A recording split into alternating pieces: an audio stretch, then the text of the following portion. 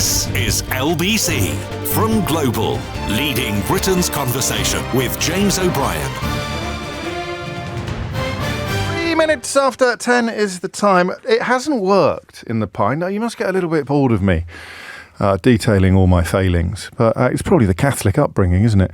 But you've become like my father confessor. I hope you weren't signing up for that when you started tuning in to LBC, but we haven't got it right. And I knew it was important. It's getting more important. It's still confusing, but we haven't got it right. For some reason, the question, who are they, or indeed, where are they, has not produced the responses that we would like. And it usually does in other areas, with other subjects. It has previously delivered precisely the sort of results that we were looking for. It's a little bit unnerving, perhaps, for lefties to see words like crackdown in the headlines regarding the government's approach to long-term illness or benefits in general. But the more you read into the article that Keir Starmer wrote this week, and in fact he was at great pains to say they wouldn't be using words like shirkers, but he had previously pledged, of course, to end the cruel sanctions regime.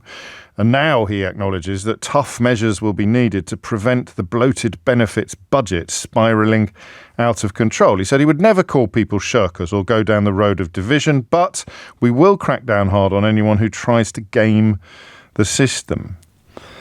I don't know where to start on this, because literally nobody thinks people that are gaming even the system should be protected or shouldn't be pursued or shouldn't have whatever money they're receiving that they're not properly entitled to taken away. Nobody does that.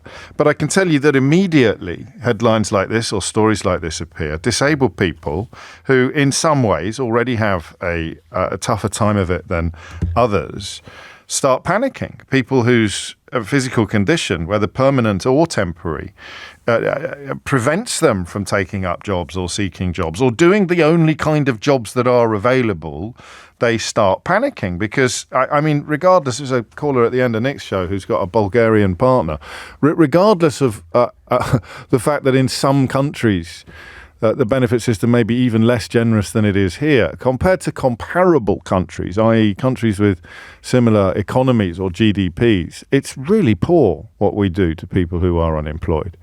And some people receive 80% of what their salary was for the first 6 months because the job is to make sure they can retain their dignity and their livelihood while returning themselves to the workplace. I think is it a post-Thatcher thing? It's quite nice as you get older to realise that you're still not old enough to say some things with complete confidence. Was it during Thatcher's period in charge that unemployment became demonised? It kind of had to be, didn't it? Because it got so high that if they were going to take the blame for it, it could have been politically catastrophic. So if you can blame unemployment on the unemployed, then you sort of knit yourself a bit of an escape route out of political responsibility for something. But I know there's always been shame attached to unemployment, but I don't think it would have been unheard of for politicians to suggest that the system is there to help people who need help when they need help, and therefore it is almost always a good thing. But over the course of my 20 years in this job, I have witnessed not even a sea change in public opinion, like in almost every area of public discourse. The people who don't like thinking have kind of stolen the stage from the people who do, for the timeless reasons. The most obvious explanation of which, of course, is my old adage about the queue for the Speak Your Weight machine being a hell of a lot shorter than the queue for the ghost machine. People like being enraged. They like being emotionally provoked. They like being rendered fearful. And they certainly like seeing someone paint a target on the back of an other and then invite people to start lobbing abuse and worse at them. It's managed to propel that impulse, Donald Trump, all the way to a second term in the White House, of course. But we don't know what the sanctions would look like. We do know that Liz Kendall is going to demand that town halls draw up Get Britain working plans to help reduce the benefits bill by collaborating with the NHS and local charities. And this is another thing that I find really tricky, because the headlines, to give the Daily Telegraph credit, they report this responsibly today. But the Mail, of course, refuse jobs and we'll cut your benefits. Minister tells Young in crackdown. It's a headline and it only makes page 14. So if Labour are trying to curry favour with the rabid right wing by even flirting with these sort of ideas, I'm afraid it's not going to cut the mustard. It's not going to touch the sides of their efforts to protect wealth and to protect inequality and to protect privilege. But you don't know, do you? But by the time the story has been put through the mangle of much media coverage, it's become a crackdown on benefits rather than, as Liz Kendall tried to explain yesterday, rather than an attempt to help people back into work in collaboration with the NHS and local charities. But there is a warning, and the warning is this. Young people will lose their benefits if they repeatedly refuse to take work. There's no more detail than that. All she said was if people repeatedly refuse to take up the training or work responsibilities, there will be sanctions on their benefits. And it's a world about which we know nothing. It's a world about which we know nothing, unless you're in it, which is why I've tried now 4 times? To find people who are in that world. If we say loosely 18 to 24 or older, or their parents or their friends, their family, and what is it that you do? I mean, is it that you are too ill to work? Another politician this weekend speaking about the self-diagnosis of mental health problems. Again, depending on how you write the headline, the story can mean two completely different things. Same minister, Liz Kendall, welcoming self-diagnosis because it means the stigma of mental health is in many ways being diluted, but at the same time saying that we need, if you like, to help people in those sort of places back into work. And so there's half stick. It's 52% stick, 48% carrot, isn't it? We'll take your benefits away if you keep refusing work. But we also recognise that there's a mental health pandemic almost in this country and people really will need help in dealing with it. Do you see what I mean? So who can answer these questions? Who can help us with this? The politicians seem to be trying to play to two very different galleries, one of which is responsible and evidence-based, one of which is emotional and potentially divisive. They're all feckless, work-shy layabouts. Of all the things that took me by surprise when I started doing this job, I think it was the ease with which we can be turned against each other. I know I talk to you about this a lot, but it typifies, sadly, so much of our media that it's always worthy of repetition, the ease with which we can be turned against each other. Because if you think it's easy to turn someone against a nurse or a train driver, imagine how easy it is to turn someone against a neighbour who doesn't go to work, who has got an invisible condition, but who, of course, by the time it's been through the local rumour mill, is, I don't know, spending his weekends in Ibiza and living a much better life than all of the people who actually drag their sorry carcasses to work every morning. So how do we do this? I really mean it. DWP has looked into what you do if you haven't got a job. Less than a third of people would even go to the job centre these days. Less than half would trust the DWP to help them reach their full career potential. Very few employers want to engage with Job Centre Plus. Very few use it to recruit staff. So where are these young people and how would they be helped? Should we try again? What is it that Einstein didn't say about the definition of insanity? It's repeating the same thing over and over again in expectation of a different result. That's not what I do.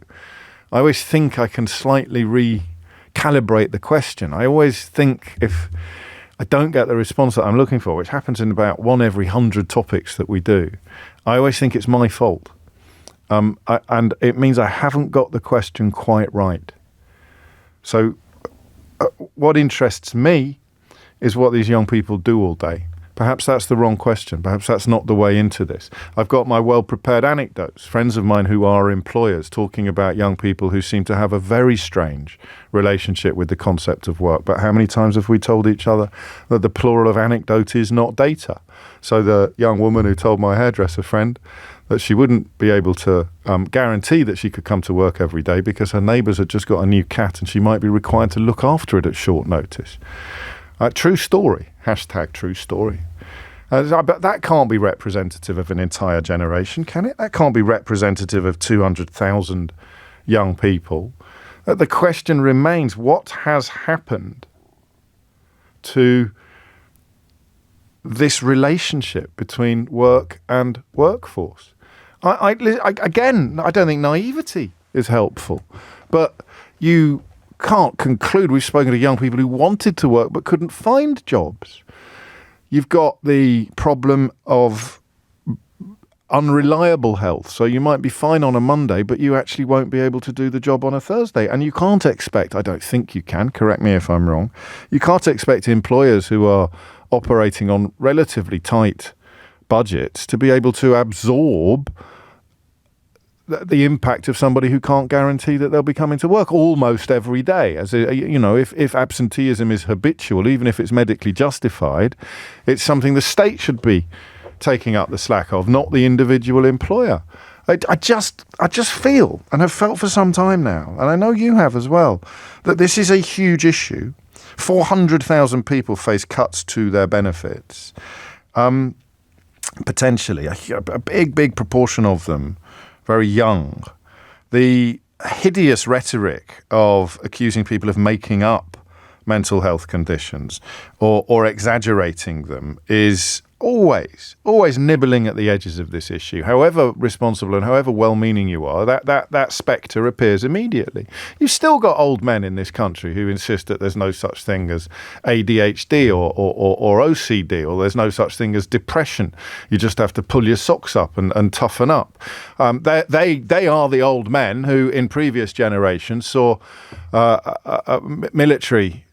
saw soldiers crippled by post-traumatic stress disorder, or shell shock as it was called then, be shot for desertion and treachery by firing squads. They are the same men, just different ages. The people who refuse to accept the reality of mental illness on the part of others. But, this is a huge number. And whether you think they need hardship or help, whether you think they need carrot or stick, we can all agree that something must be done.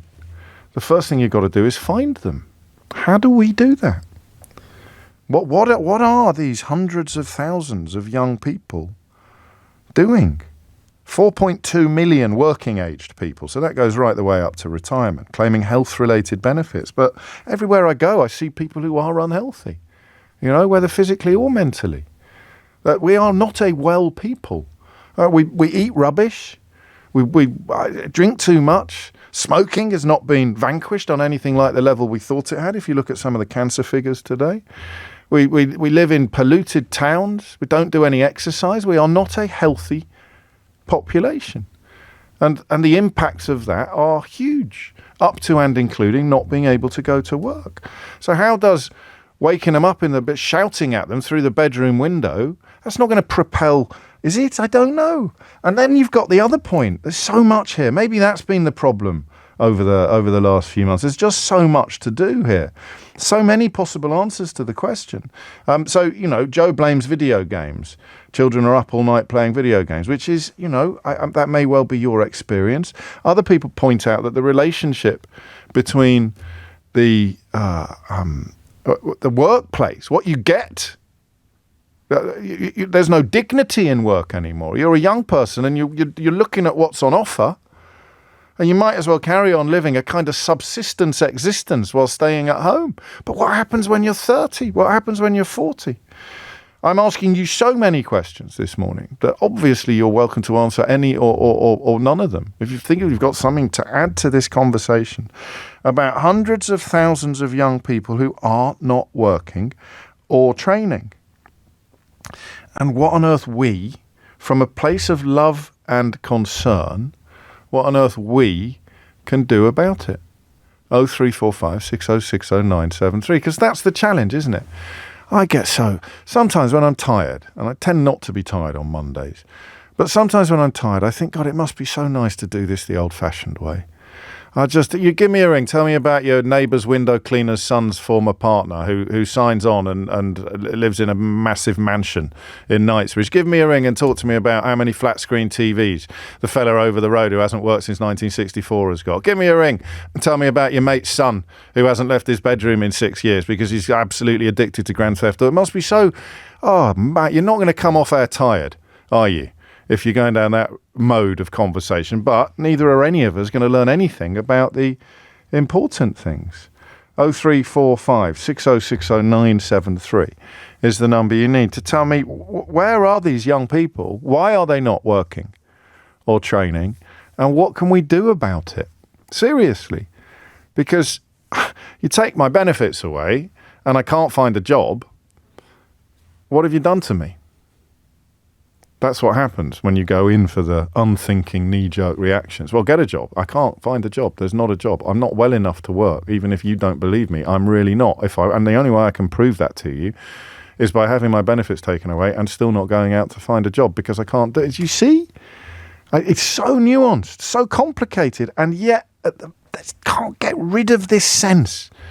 Which is the sense that brings me into this studio every morning, that there is somewhere a key, a Rosetta Stone, a skeleton key with which we could unlock parts of this confusion, parts of this story. Because I'll tell you something for nothing. We're never going to unlock all of it because there are going to be thousands of different answers to the questions that I've asked you. But if we can find a theme, find a sense of something substantive that holds, then that would help. I can't do it. I lean towards this text from Leslie in Enfield. The social contract is broken, James. I think it probably is. But where does that leave this specific cohort of young people? 0345 6060 973 is the number you need. It's 10:19. James O'Brien on LBC. It's 21 minutes after 10. This is from Blake. My daughter is 19. She's finished college and is completely economically inactive. She doesn't play video games. We've tried so hard with her, but I honestly think she's seen the way mine and her mum's wages have stagnated and she barely sees the point. You don't mention whether or not she is in receipt of any payments, any welfare payments. And this might be part of it from Joe. People that are not part of the statistics doing cash in hand, or they might be on eBay and Vinted and running little businesses like that. And of course, statistically, they're not in work. Again, you'd need to know whether they are also claiming a benefit on the side, because that would be something in need of a, quote, clamp down or crack down. And then the other thing you do, sorry to go on about this, but I think it's so important. Kieran and Gina are up first. Harriet, I know you can't get through at the moment, but you do sound super qualified to contribute to this conversation, so keep trying. It would make it a bit easier, wouldn't it, if I shut up for a minute, took some calls, freed up a phone line, and then Harriet could get through. But there's one other thing I want to say. Before you do the lazy stuff, all right? Before you do the, they're in bed all day, or you're doing this one too early, James, they'll all be asleep. Just imagine it was you, right? Just imagine it was you. Why would you? What would it take for you to have been put into this situation? Stop thinking about people as alien. Think about your own personal experience. That's why I find it so baffling. And that's why I lean immediately for empathy. Because the advantages, the attraction of getting out there and earning a crust when I was a kid was enormous. But it's not anymore for so many young people, and I want to know why. Which is why phrases like the social contract is broken are going to play a part in this discussion. Right, let's go. Kieran's in Arundel. Kieran, what would you like to say? I think it's just difficult at the moment for young people, because I think this generation suffered a lot of ineducation. A lot of what? Education. I think there was a lot of difficulty. A lot of disruption during the lockdowns and things. Yeah, I think that's a huge part of it as well. And that has mental health impacts, not just educational impacts. I think as well, like you said as well, and I agree, a lot of young people are leaning into stuff like Vinted, eBay, freelancing and stuff like that is really, really big at the moment. It's a booming market. I don't think these young people aren't in work. I think it's just that a lot of these employers at the moment, it's such a difficult time with the budget coming out and stuff like that. And it's also a bit of a funny time of the year as well. I mean, it goes back a long before the latest budget announcement. We're talking about people aged 16 to 24. So the 24-year-olds would have been 8. But yeah, you're right. It may have exacerbated the situation, although I'm not so sure about that. Here's the thing then. Well, tell me about yourself first. How old are you? You sounded young. I'm 18. Are you in work? Yep, I'm in work. So I immediately went out of education. I didn't have any GCSEs, and I got my first job. So it's there, and I think it's just difficult for a lot of young people because, I mean, you're up against a lot of other people who have a lot of experience. Yes, there's a lot of people looking for work in general, and it always has been like that. But I think there's sometimes is a lack of grit there and a lack of determination at times from some people. Maybe. But there are genuinely young people out there who have that grit and determination and are willing to put in the hard work. And I think it's just about giving them that opportunity. That's always been true, you see. I'm trying to find something that's different today from what was true then. So how many of your friends do nothing? I wouldn't say any of them. They're either in college. This is what happens every week. Every time we do this topic, we can't find the young people who are actually doing nothing. Because I just don't think that there is. I really don't think that economically inactive. Well, we're jumping around a bit. Either there's an absence of grit that explains their existence, or they don't exist. I don't think we can have it both ways. And when you talked about the educational impact, Kieran, how did that affect you? It makes it difficult, but I wouldn't say it's made it impossible. I meant as a person. How has it affected your health or your kind of attitude? Coming out of the pandemic, I had very, very bad anxiety, but I don't think that ever stopped me from working. No, but then obviously not as bad as the anxiety suffered by people who can't work. And shouting grit at them, possibly, wouldn't be the best way forward. Gina's in Scunthorpe. Gina, what would you like to say? Hi, James. Hello, Brilliant programmes you run. You really do. Great fan here. I'm not going to shout at you or anything today. So. I might take that as a challenge. I bet I could make you shout. No, anyway, I'm more interested in what you've got to say about this. Help me out. I don't want to shout. So, I work without kind of going into it too much, but I work with the DWP. I'm an employability coach, and I'll be honest with you. I've kind of only just got into this as a bit of a curveball into my career. Prior to this, I'd run companies, employed people, had that kind of point of view. Seriously, what are you doing with your life? Wobble your head, get back in the game, do it. All those cliches, And then I started working with cohorts of over 50s and over 25s. So it really opened my eyes, I think, to a whole side that I just don't think is being addressed in any way, shape or form. Now, your previous caller, and fantastic. It's great. It's great to sound that he's in a good place. His friends are in a good place. But I'm telling you now, I don't see those young people. This story's not about them, is it? No. I see young people with mental health issues. Let's get that out of the way. And everybody goes, "Oh God, not that." No, but they don't really, though. At least they shouldn't. It's just, I guess, the invitation to be critical and negative is a bit louder than the invitation to be empathetic and helpful. But if you actually want to improve the situation, then the worst thing you can do in response to mental health issues is go, "Oh God, flipping out," because then nothing ever gets done, nothing ever changes. Yeah, absolutely. And but I do think that is unfortunately epidemic in this country. We are very, very hard. We don't really wish people well, let's be honest. And I think that culture comes from he's getting this for nothing and I'm having to work for it. Yeah. So, and so all the time you're up against that in terms of a barrier of getting people past that line. And instead of saying, what do we need to really deal with this, to really sort this out, they're constantly critical. And unfortunately, that's just the divide and conquer situation that we have. Well, that makes it worse, doesn't it? If you, how do you tell the difference between somebody who could, because we've all been there, who could step up a bit more if they had the right encouragement, and sometimes that encouragement would be robust, and the person who really at this point can't and would love to but can't. How do you tell the difference? For me, it starts with an initial kind of one-to-one meeting with them. Yeah.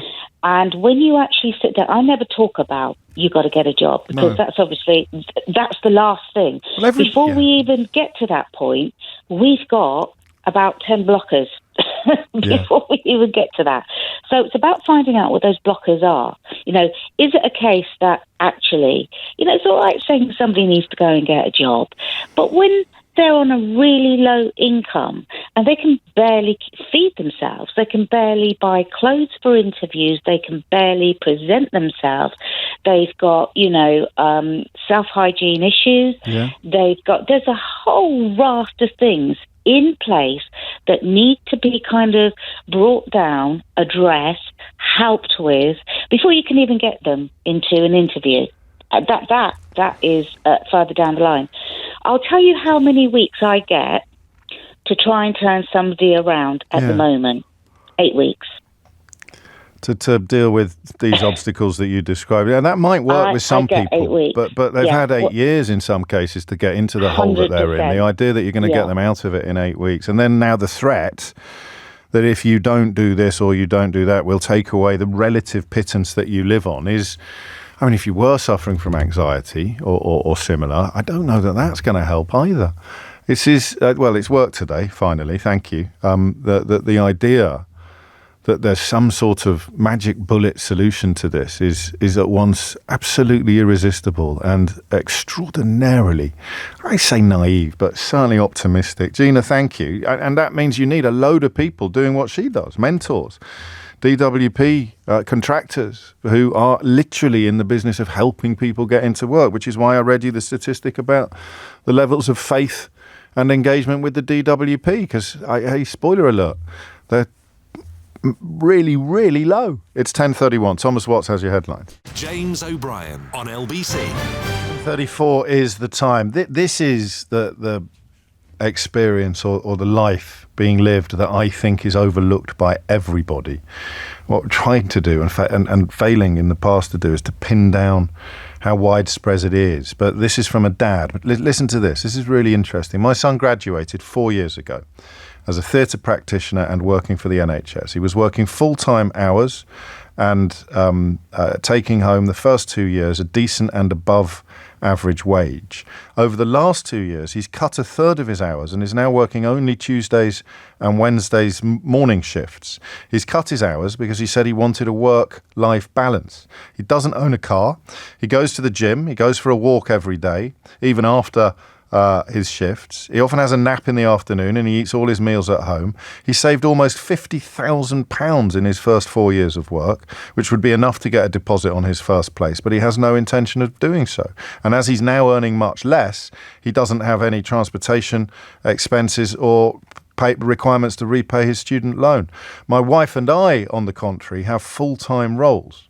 At the beginning, I was against this. But now I fully support him because I see that he is much happier. That is the trickiest nut to crack.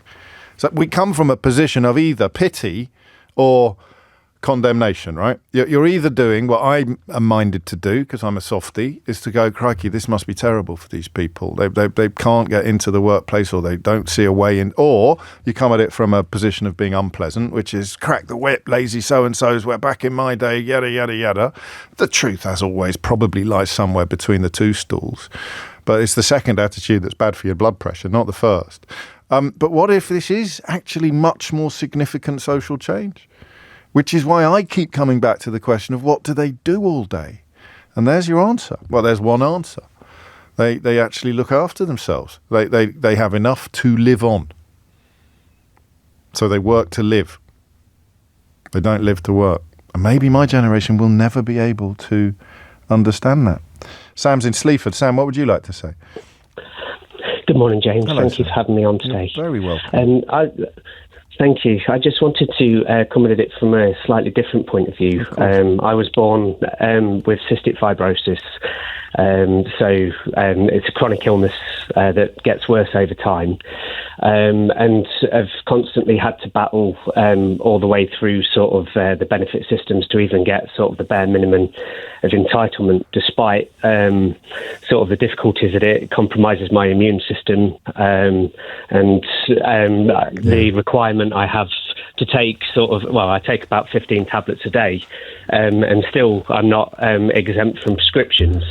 So I just wanted to kind of bring to the sort of plate maybe I think I find a lot of the rhetoric used in a lot of these conversations quite scary, having known how difficult it is sometimes to get sort of, as I say, the absolute bare minimum to be able to just subsidise when you've had time off work or things like that. Yes. And even if you're not necessarily in the firing line yourself, and you perhaps will be, we don't know for sure, the idea, the problem of talking about this group as if it's a homogenous block and everybody's in the same boat doing the same thing for the same reasons is profoundly unhelpful, isn't it? Exactly, yeah. And I mean, especially since we've had sort of the COVID period as well. Sadly for me, I did catch COVID despite being high risk, and it's affected me to be long COVID. So I am no longer in the position to be able to work. Could you work with help? Could you work with an understanding employer and a tailored schedule and health concerns being prioritised, or is that off the table completely? Because that is, well, you answer the question first. Yeah, it's a very fine balance to have, James. Really, I know.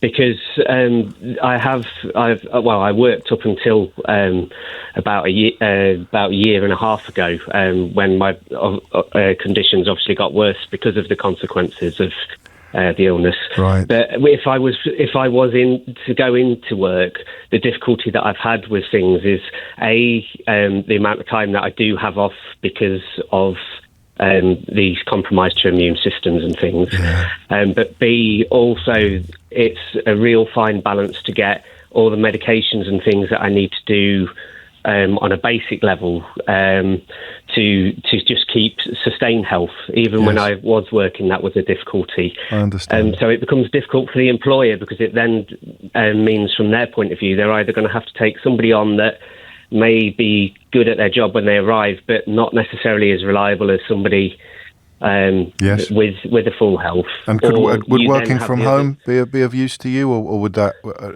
not help mitigate what you described?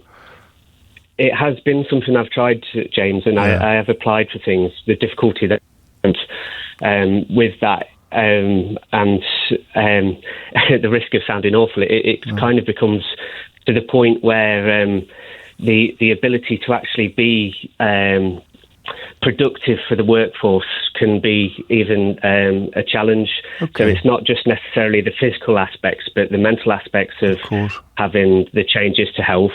I am a father as well, so at the minute, once I've achieved managing to take my children on the school run, to be honest, if I achieve anything else in the day, I've done super well. My wife is very much responsible for, sort of looking after meals and really the majority of care for the children. So it's also the guilt impact that it has, that you see I can only imagine everybody what that that's looks like. Yeah. And it's very difficult, because, as I say, the thing that you brought up earlier about the invisible illness is really, really key to a lot of this. Clearly. I have had people make comments before in the same boat as saying, well, there's clearly nothing wrong with this guy, yet by the time I've walked to the end of the street, I'm absolutely shattered and having to rest, and it's taken me probably 20 minutes to get there, I do. Well, I know, because you're telling me. And one more thing you must tell me, if you can, is how headlines like this make you feel. I mean, these are not Mel Stride type headlines. No one is being accused of making stuff up or of swinging the lead. But you are under you get filed under can't, not won't. How does the DWP tell the difference? And I think, to me, I think the main way that they need to look at this is the way that they assess it along with medical help.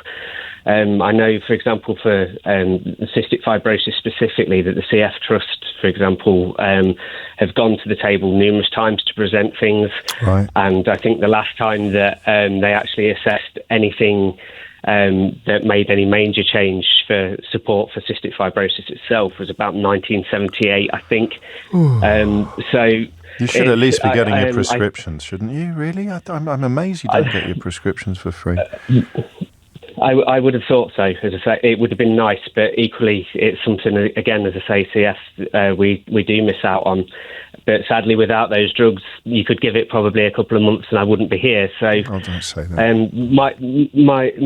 My thing would be, I think that there needs to be a sort of reevaluation of the whole sort of process to be more unified and have an understanding. But I also appreciate that with the amount of time probably this government may have, it's going to take an awful lot of time to replenish to get it. Well, really it is, and to turn. I mean, I always talk about the welfare state as a safety net, and some people need it to be there to catch them, and people like you need to be in it for a long time.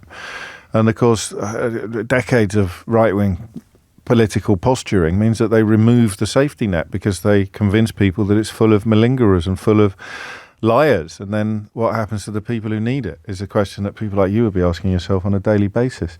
Andy describes it well. He writes, it's the stocks, James. Give people someone to throw stuff at and they'll do it, rather than looking at the people at the top who've put them in the stocks in the first place.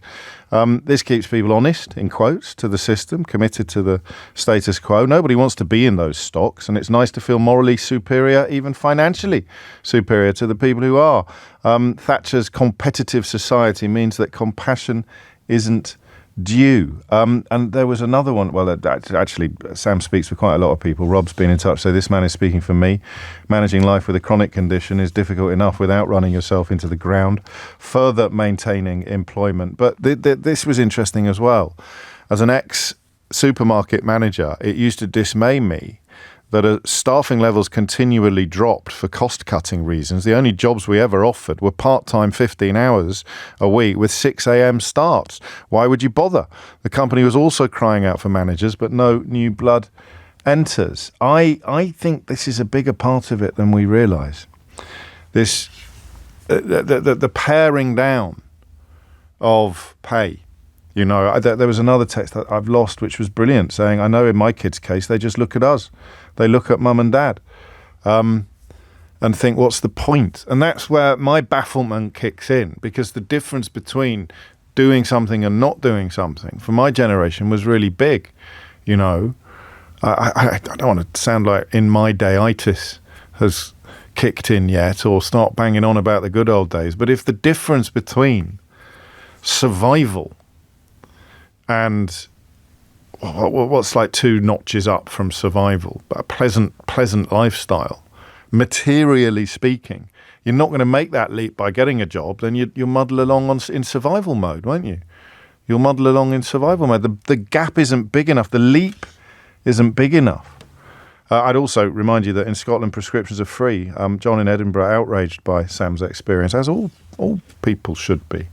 10:45 is the time. James O'Brien on LBC. 10:48. If at first you don't succeed, try and try again. And finally, it's bearing fruit. This attempt to understand the differences between the younger generation's relationship with work and our generation. And this has to be part of it. Mary in Oxford puts it better than I managed to. She writes, I think the main problem is lack of incentive. So many well-paid industrial or traditional jobs have gone. There are many low-skilled and low-paid jobs that offer few prospects and are only marginally better paid than benefits. For a young woman with childcare costs, it's pointless. The balance has shifted and the type of fulfilling work has polarised. So how about a policy? Well, they've tried that, haven't they? They are putting wages up. That would be one obvious way to address that part of the population or that part of the problem. But then you are reminded that putting wages up and putting national insurance up has got all the employers reaching for the fire alarms and pleading penury and poverty and claiming that they're going to have to stop hiring people because they can't afford to operate with a marginal increase in national insurance. 10:49 is the time. Saba is in Islington. Saba, what made you pick up the phone? Yeah, so I just wanted to start by saying that I qualified to work in children's mental health with the NHS. So I've been working since 16 different jobs, but I'd qualified and I'd left for my physical health reasons. But now I find myself struggling to get back in. So I've got undergrad and masters as well as my training. And I find that my interview experiences, so I'm looking every day. And again, sometimes you're told there's someone more qualified than you. And I just find the job market right now really, really difficult. And there's a lot of graduates that have graduated with brilliant degrees and whatnot, and they're just struggling to get their foot in the door with whatever company it is and get their experience. I'm someone that I don't believe in taking any form of benefits because, one, I'm young, I'm able to actively look for work, which I'm doing. But again, I believe there's other people that need it more than me. So what do you live on again, then?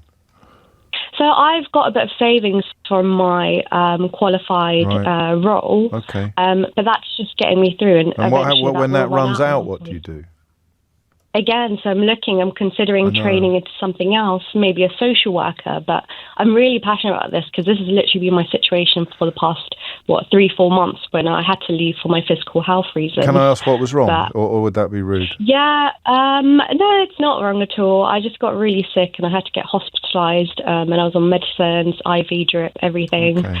That's don't still worry. I didn't mean to pry. So I mean, no, it's a complicated situation that you describe, and there's not one simple solution to this, but it being much harder to get back into work than people shouting from the sidelines that people like you should be working is not helpful. I mean, it doesn't work like that. It's definitely challenging as well. I will say, I've actively reached out to my council. They're trying to help me get into work, get me interview prep ready, everything. And there's brilliant charities that do support people with helping with if there are financial difficulties around interview clothes and prep.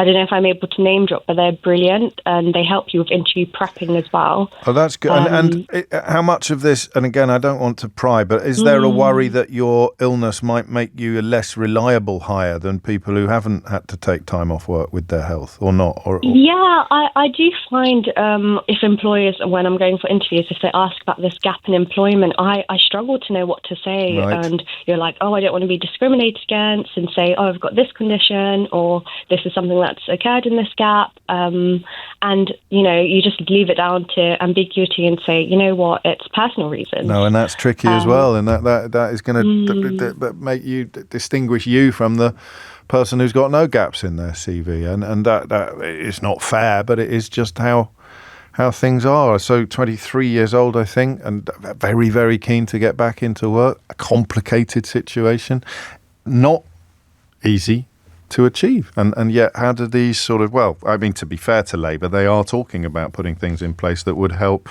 address the complicated situations. We just happen to live in a country where they can dilute that detail down to a provocative headline that will frighten many of the people listening to the programme today. 10:52 is the time. Harriet is in Sunbury-on-Thames. Harriet, what made you pick up the phone? Hello, James. Do you know what? I've nearly called you on this about so many times, so I'm going to take a deep breath. I work for a charity that works with young people, 18 to 25, 16 to 25, to get them into work. Right, bingo. I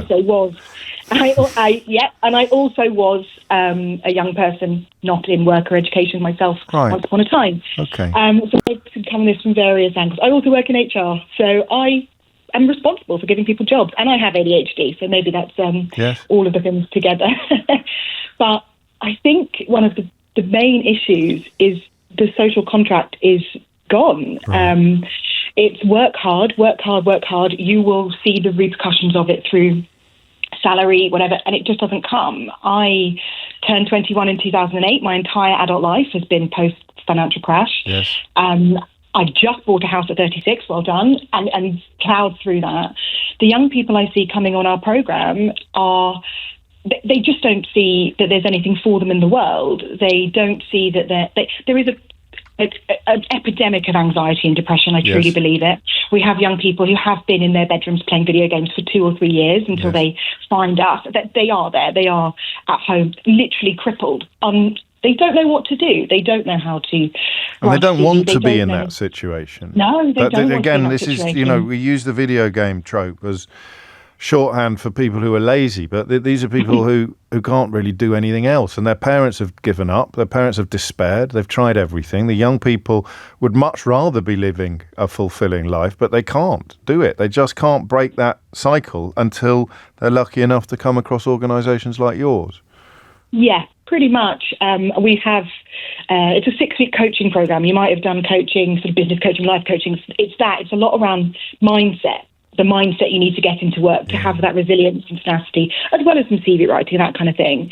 We do a sort of celebration at the end of that 6 weeks, and parents will come and cry on our coaches and say they haven't left their room in 3 years and now they're here standing on stage. Yeah. We are small, and we're trying to grow and do more. But I see it from both sides. Like, I went to university at 24, the last year before the fees went up, and I was on my own. I'd been mentally ill for a long time trying to do that. I felt like I could get there. And I see the young people now. What does it mean to try and go to university at 24 now? Yeah. The whole thing is just... We've taken away the things to aim for, or we haven't, but they've disappeared. So Triona writes, when you're young, when we were young, you worked to better yourself, to fly the nest, start a family. But now, rent, house prices, childcare, all of this, cost of living, makes it all unattainable. I can see why people get disillusioned. So that's one piece of the jigsaw. And then you've provided another piece of the jigsaw, which is my obsession with what do these poor kids do all day? What do these young people do all day? And the answer is nothing.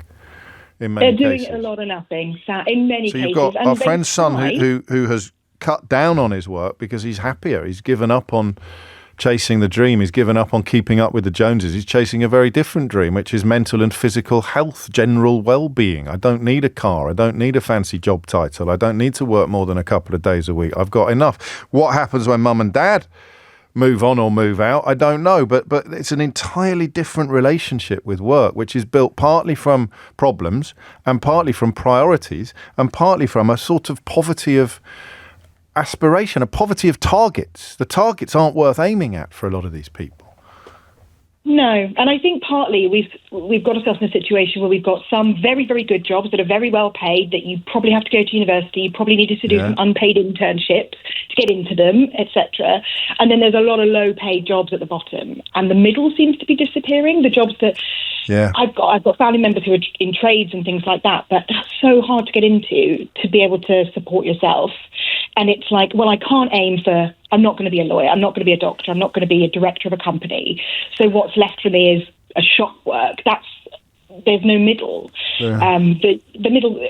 And there's nothing wrong with shop work if it provides you with a decent standard of living. But of course, these entry-level positions will not. And that's why universal credit exists, to top up the income of people to a sort of subsistence level, because the actual wage they're getting paid is not enough to do so. What's the name of your chat? Well, I don't want you to be inundated. You're probably already full, are you, Harriet? We're not full. We're in London and a few other cities around the world. We're called Resurgo, but we run the SPEAR programme for young people. And okay. Well, it's got to be good, hasn't it? Unless you haven't just smuggled in some... I invited you to, didn't I? It is 10:57. You're listening to James O'Brien on LBC. No, I think that's all fine as far as I can tell. This is really helpful from Chris. Think of video games, TikTok and the rest of it, lying in bed as coping mechanisms rather than an ambition. No one wakes up in the morning really... look, I appreciate if you've done a nightmare shift and you're absolutely cream crackered, you wake up on a Saturday morning and think, do you know what, I'm just going to play Gods of War today. All right, I'm just going to scroll through Blue Sky looking for interesting, funny things. Or I get that. And of course we all wake up like that sometimes. But it's a bit like a job in a chocolate factory. You know, by day 3, you're sick to death of chocolate. So not having to do anything becomes, in and of itself, depressing and problematic incredibly quickly. And yet there's a determination not to believe this. There's a determination. I like the stocks analogy. I really do. But have a think about what would be within your reach if you were 19. Have a look round. What would you be aiming for? And how far would that wage get you? And then that final mystery, that final bit, is just coming into focus. Well, what would you do instead? And the answer is kind of opt out, which you can only do if you've got supportive parents. But they're not going to be around forever. So all of these problems, if they're not addressed now, will only get worse, only exacerbate. And here's another danger. This is almost best case scenario if things carry on as they are. The next generation comes round, like the next cohort, the ones who are in school at the moment, and they're better off because they haven't been hit as hard by lockdown and they haven't had the disruptions and the mental health impacts. And they end up actually having a more traditional relationship with work. Maybe, touch wood, if wages start going up and cost of living comes down. And then the cohort now, the 18 to 24-year-olds now, are lost forever. So that's, I think, why Labour are doing what they're doing. James O'Brien on LBC.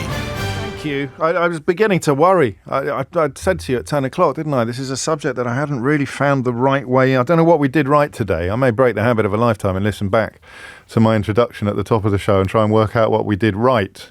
Because I came out of that, I'm not necessarily uplifted by what I've learned, but I have learned. I'm getting a better grasp of things. And there are problems that won't be fixed by threatening to remove people's benefits payments if they do not take up jobs or do not look harder for jobs. The problems will not be fixed by that, but perhaps some of them will be. We turn next to something else that the government is doing, which I've got to tell you, at first glance, I don't quite understand, only in the sense that it's already illegal. So the government is announcing plans to stop the spiking of drinks. About 10,000 hospitality workers will be trained in preventing and dealing with spiking by spring of next year, Downing Street has said. Keir Starmer is today hosting senior police officers, transport bosses, hospitality industry executives in number 10 Downing Street to urge a coordinated response to violence against women. Spiking is something that has been on quite a journey, isn't it? Because I think that the first time we talked about it together, it was, and I don't know how ashamed you should be of this, but I think almost 50% of the calls were suggesting that young women had just had too much to drink, or were suggesting that there was no such thing. I remember being sceptical about injections. I was sceptical about the stories involving needles, involving people being injected unknowingly, unwittingly, with a substance that would sort of knock them out so that a man could then take advantage of their condition. But the prospect or the practice of spiking, getting a drug into a drink, has been so difficult to properly understand and address, precisely because of the temptation or the tendency to simply say, good Lord, she's had too much to drink, where she's clearly displaying the impacts of a drug that has been administered. And there was something else as well that used to hold me back. And if you think I demonstrated some naivety in the last hour, wait until you hear what I'm about to say about this subject. It's like, I don't know if it's a reluctance to appreciate the scale of a problem, or an inability to appreciate the scale of the problem. And for me, these two stories don't immediately sit next to each other until you stop to think about it. But the incredible woman in France who is currently giving evidence against her husband, who invited hundreds of men to... there's a trigger warning here, obviously. We're going to be talking about sexual assault in this hour. We're going to be talking about the spiking of drinks and all of the other issues that you might expect to pop up. But this incredible woman, Dominique Pellicot, who is seeking the conviction of her husband, who invited hundreds of men to rape her while she was unconscious, has changed my approach to the spiking story. Because I know that there are details involved in this, but I never knew. I could never quite get my head around the idea of how many men would even think about doing that kind of... I know, I said it was naive, all right? But what that story has showed me is something that I suspect all women have known forever. It's a bit like that Saoirse Ronan appearance on the Graham Norton sofa a couple of weeks ago that quite rightly drew an awful lot of attention. Is that there are loads of men who would like to take advantage of a woman who had lost the ability to consent or even contribute to a conversation in any kind of way. So I could never quite get my head around the... Dominique is the husband. My apologies. Could never quite. Giselle is the is the wife. It could never quite get my head around the frequency. I could never quite, because you'd open this up as a conversation either in your private life, in your personal life, or professionally on the radio, and you'd sort of think it can't be that widespread because, and I know this sounds pathetic now, because men can't be that awful. They can't. Look, you think of 100 men, you think maybe there'd be one, right, who'd be interested in spiking a woman. You wouldn't think that there'd be 50 out of 100 or 20 out of 100. And I don't know where we get the numbers from. But the prevalence now, the popularity, for want of a better word, of spiking has finally drawn specific government attention. So I don't know what the government can do except make it easier for the men doing it to be caught. And that means that we will talk today about why the system didn't help you. I also, is it necessary to deal with the difference between being spiked? You just know, don't you? I know lots of women that this has happened to, of all ages, actually, and they just know. And usually their friends know. But of course, what happens is you get separated from your friends. In a crowded club, that's incredibly easy to do. You think someone's gone to the loo. You don't notice for 2 hours that you haven't actually danced around your friend's orbit. You haven't caught each other's eye because you're in the moment. You're dancing away. You might have thought, oh, they must have gone on to the next place, or maybe they've met some other people. So there are two ways that you can be saved. One is by professionals, people that are working there, either in the hospitality industry or people who've been hired to guard against this kind of thing, or you're lucky enough not to get separated from your friends. So part of what's going to happen today will involve bar staff being trained to spot telltale signs. Drinks spiking is, if you don't know, the secret administering of drugs to victims without their consent, and it will then lead to sex offences most obviously, but also thefts. It's going to be made a specific crime. I don't know, I'm not a lawyer, why that or how that changes anything, because it is, of course, already a crime, but I presume it makes the evidential threshold a little bit easier to achieve, and it will also have a look at what the maximum penalty will be. That's something that you can change by making it a specific crime. But here's the thing, right? I don't know. Would you know if your mate was doing it? Whenever it comes to the stripping away of my naivety with regards to sex offending and the like, and remember, we live in a world where a sex offender can be elected president of the United States, of a self-confessed sex offender, never mind an adjudicated rapist, and women vote for him. So we live in a world where it's not just much more commonplace than we realise. We live in a world where many, many people are much more comfortable with it than some of us can even begin to countenance. You know, how expensive do eggs have to be before you celebrate the election of a rapist to the White House? It's incredible, right?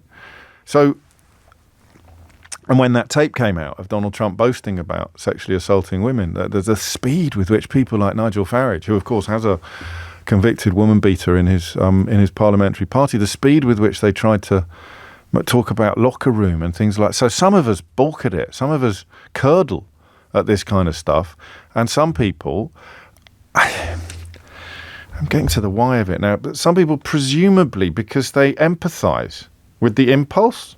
Now, how can you be anything other than outraged by spiking? Answer, because maybe I'd give that a go in some circumstance. And that's where the naivety becomes really toxic and dangerous.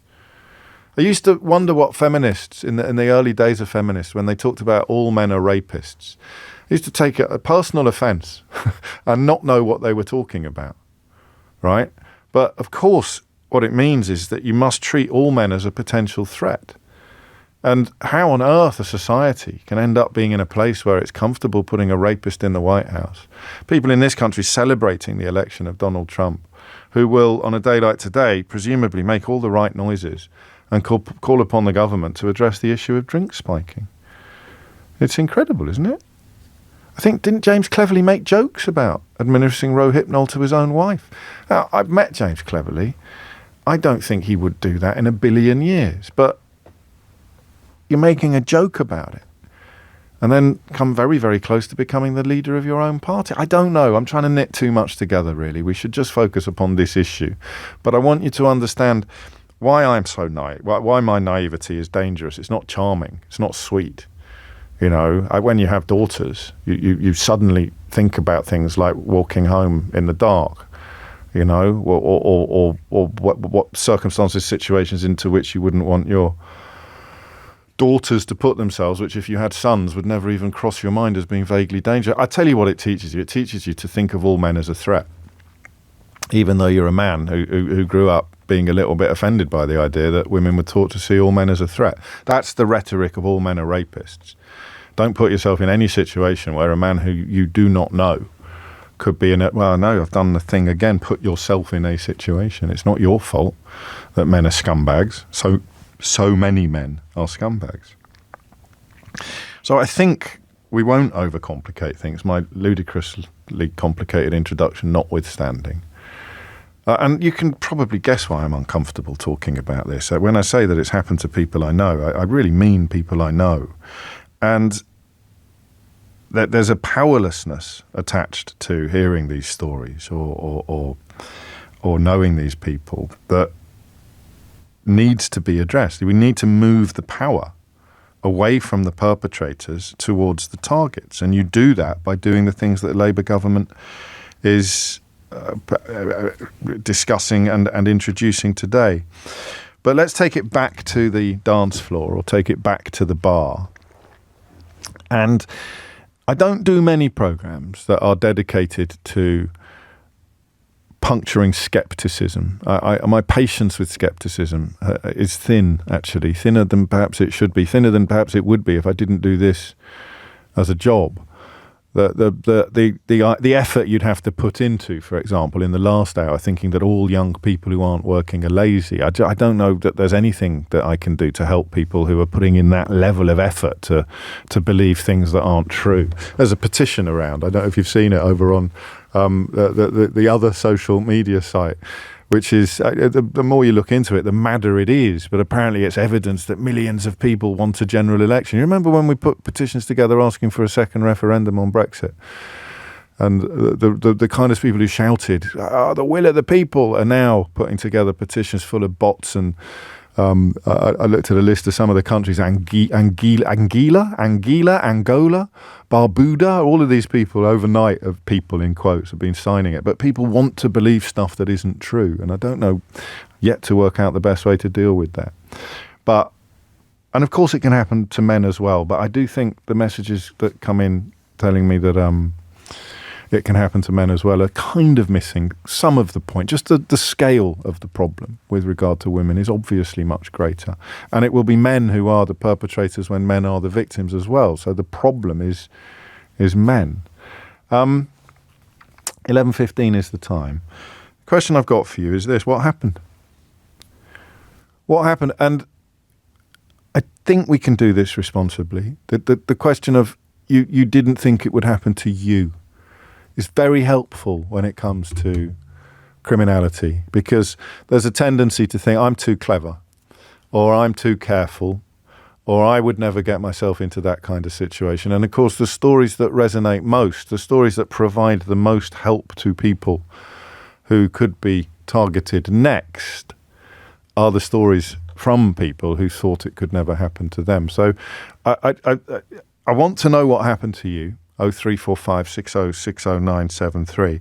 And I want, if you can, and I appreciate it's going to be difficult to recall elements of what, depending on what happened, I want to know what you would do to make the situation better. So there are three questions here in a way. When did you realise what a massive problem this was? All right?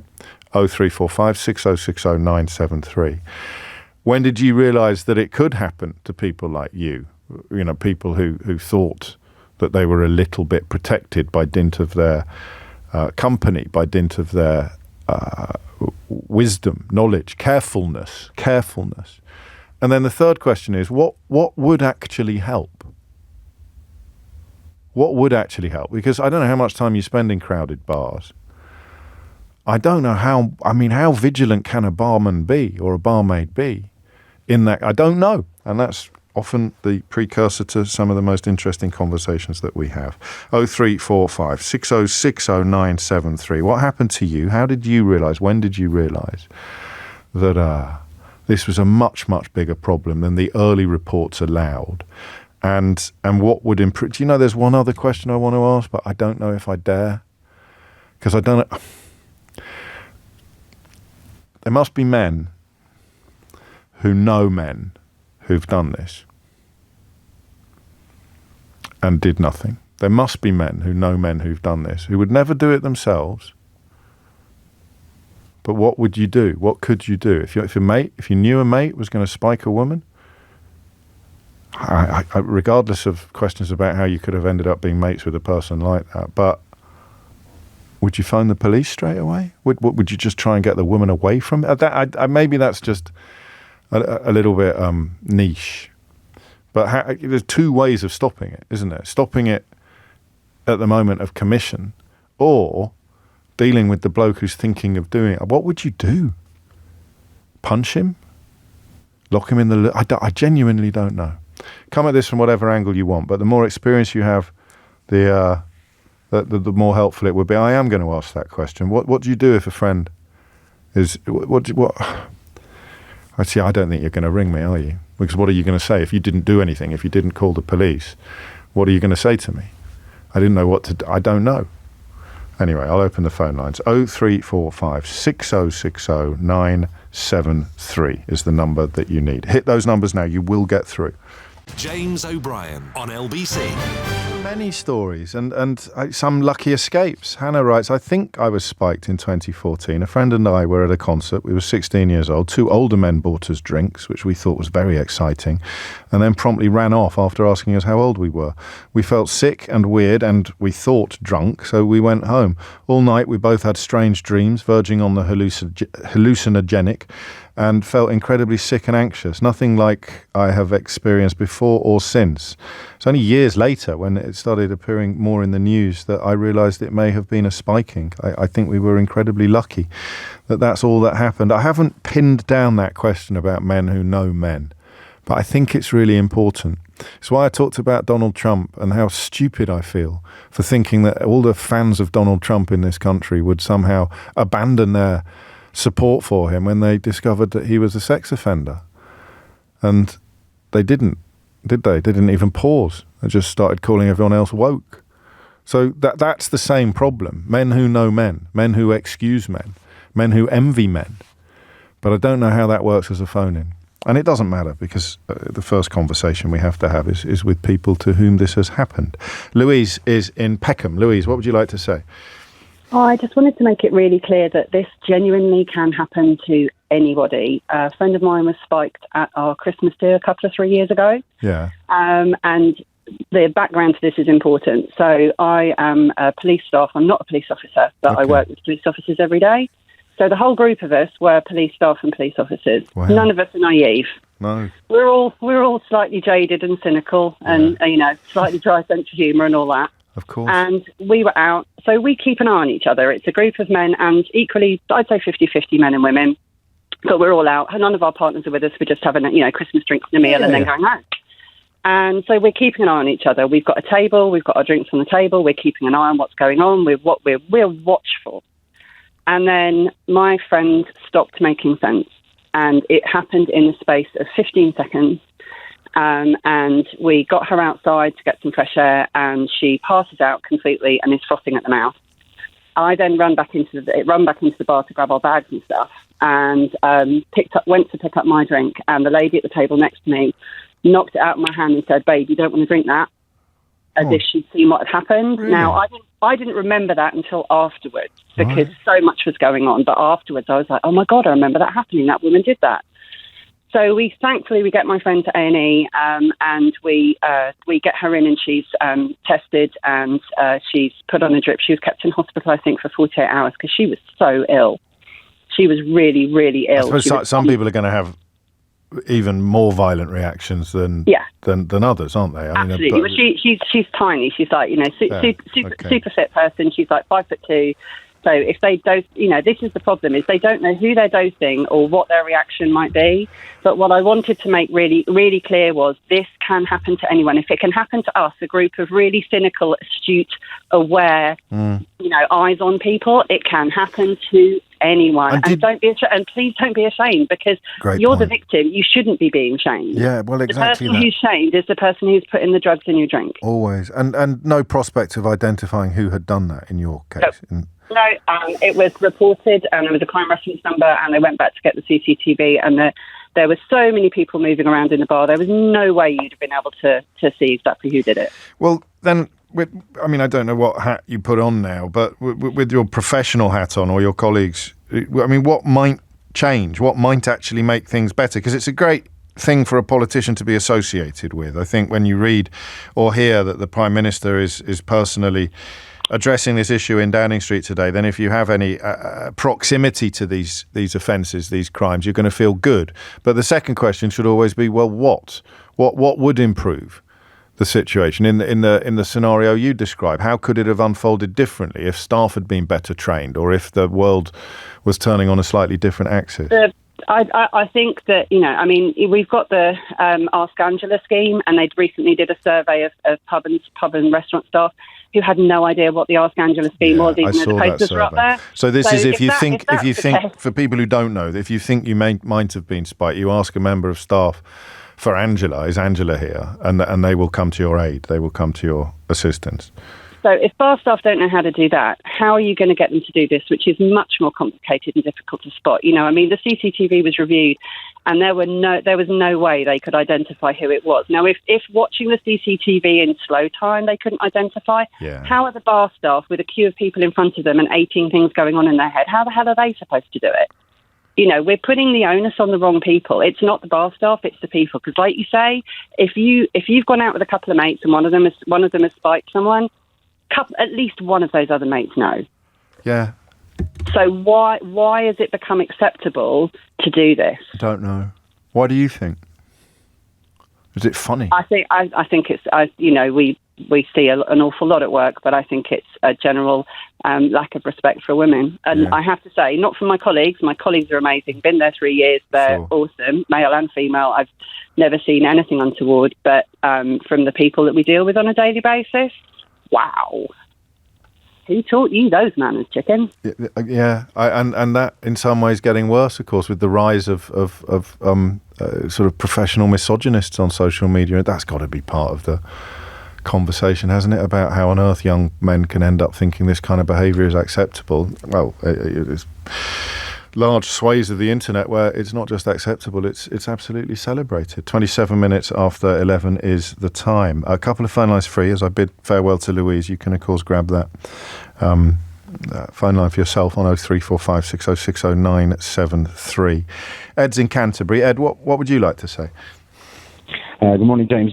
I just think that people need to understand just how scarily easy it is for people to commit this crime. I mean, the amount of drug that is required to make somebody very unwell, is shockingly small. If somebody's not used to taking any kind of drug, or then they're not used to drinking heavily, then just a pinch of a powder, and you're talking about some of these nightclubs.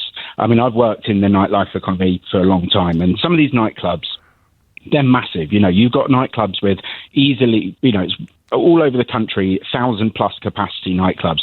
That's hundreds of people a minute often coming in and out of the doors. And you're expecting door staff to be able to find tiny amounts of powder, tiny pills, things like that. Obviously they do a lot of checks anyway, because this is just the same as drugs. This is just what people, who aren't spiking, but are consuming themselves. They're taking in and out, and they're very good at it. And, we know that as much as nightclubs have zero tolerance policies towards drug use, it gets in, and if it can get in for recreational use, it can get in for illegal use. And what can you do? I mean, how much of your role is vigilance on this front when you're working in a nightclub? Because I would have thought not much. Well, so, I mean, nightclubs are incredibly busy places. Well, precisely. So you deal with the aftermath and the effects, but you can't, I don't know where prevention sits on your list of priorities, professional priorities. I think that everyone who works in that industry is always on the lookout. Like they want their punters to be safe all the time.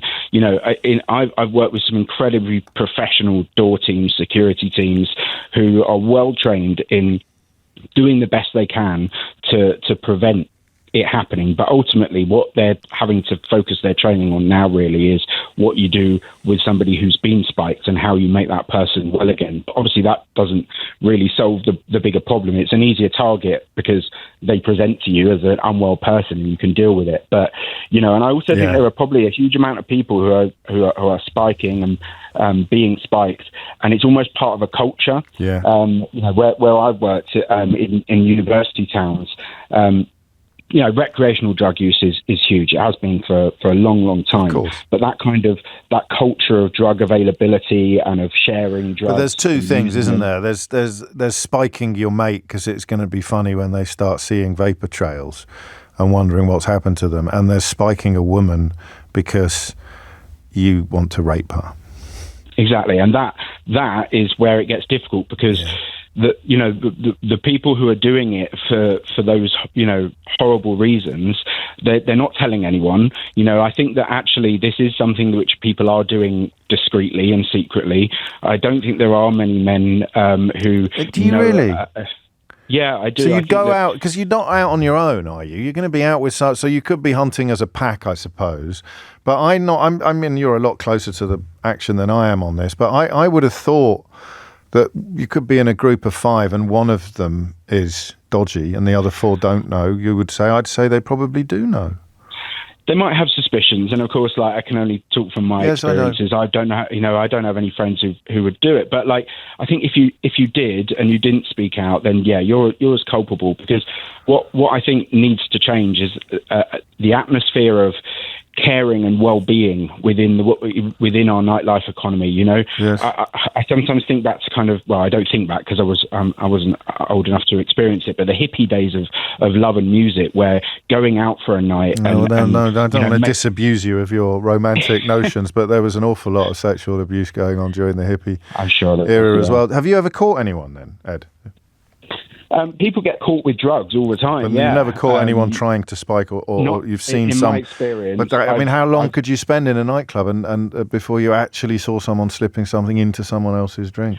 I've never ever seen anybody slip something into somebody else's drink. I've seen people get arrested and charged afterwards. You know, sometimes CCTV is available, and you know, sometimes people have been caught, and you know, that's great and it sends a clear message. But I think there are a lot of people who are maybe even perhaps being spiked and they don't know they were spiked.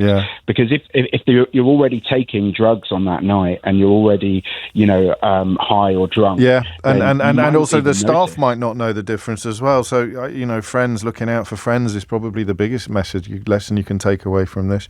Thank you, Ed. Paul's sent me a message on Blue Sky saying his daughter got spiked and they were told to watch a video on YouTube about how easy it is. And it is a video of a woman at a festival.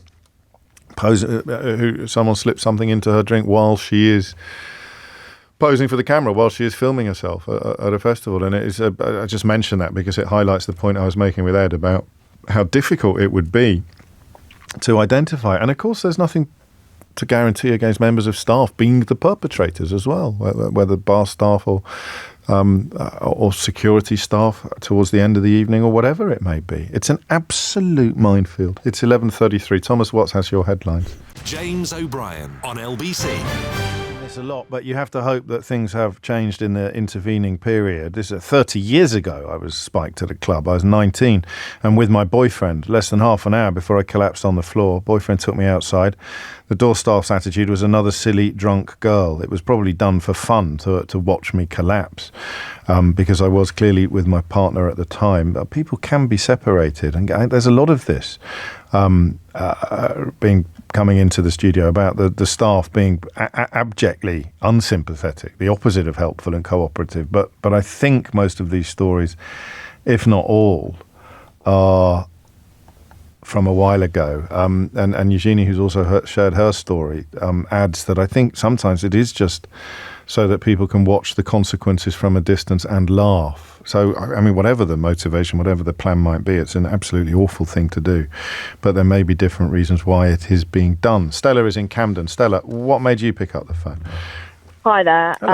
Long-term listener, James, first-time caller. Thank you. I'm sorry it's on something so ugly. Yeah.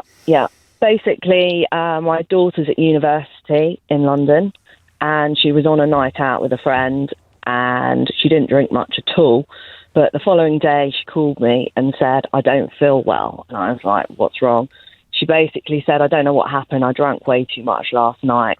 She didn't make any sense to me at all what she was saying. So I went up to her halls, got to the halls. Lots of the people there were not being very sympathetic to her. I started asking her questions. She didn't remember anything that had happened. I said, this isn't right. We need to take you to the hospital. It just didn't add up at all. She's on a lot of medication anyway for underlying health conditions. Right. So I thought I'd better take her. Which is partly why you're so vigilant. Exactly. So we get to big central London A&E hospital. She waited a few hours, went into A&E, and they basically said, okay, we need to look at her body. They found injection spiking marks on her leg, or one big mark. Straight away, they said she needs loads of blood tests. So they knew what they were looking for? They knew exactly what they were looking for. They said she'd obviously had the injection into her leg. They tested the blood for acidity levels, and then they said she needs HIV and hepatitis tests. They then said she needs to come back in 6 weeks to have it all done again to check what's going on. They said there's something called HIV PrEP, but they don't give it for injection spiking. Right. So it's made us very nervous about her going out. And she's all right, though.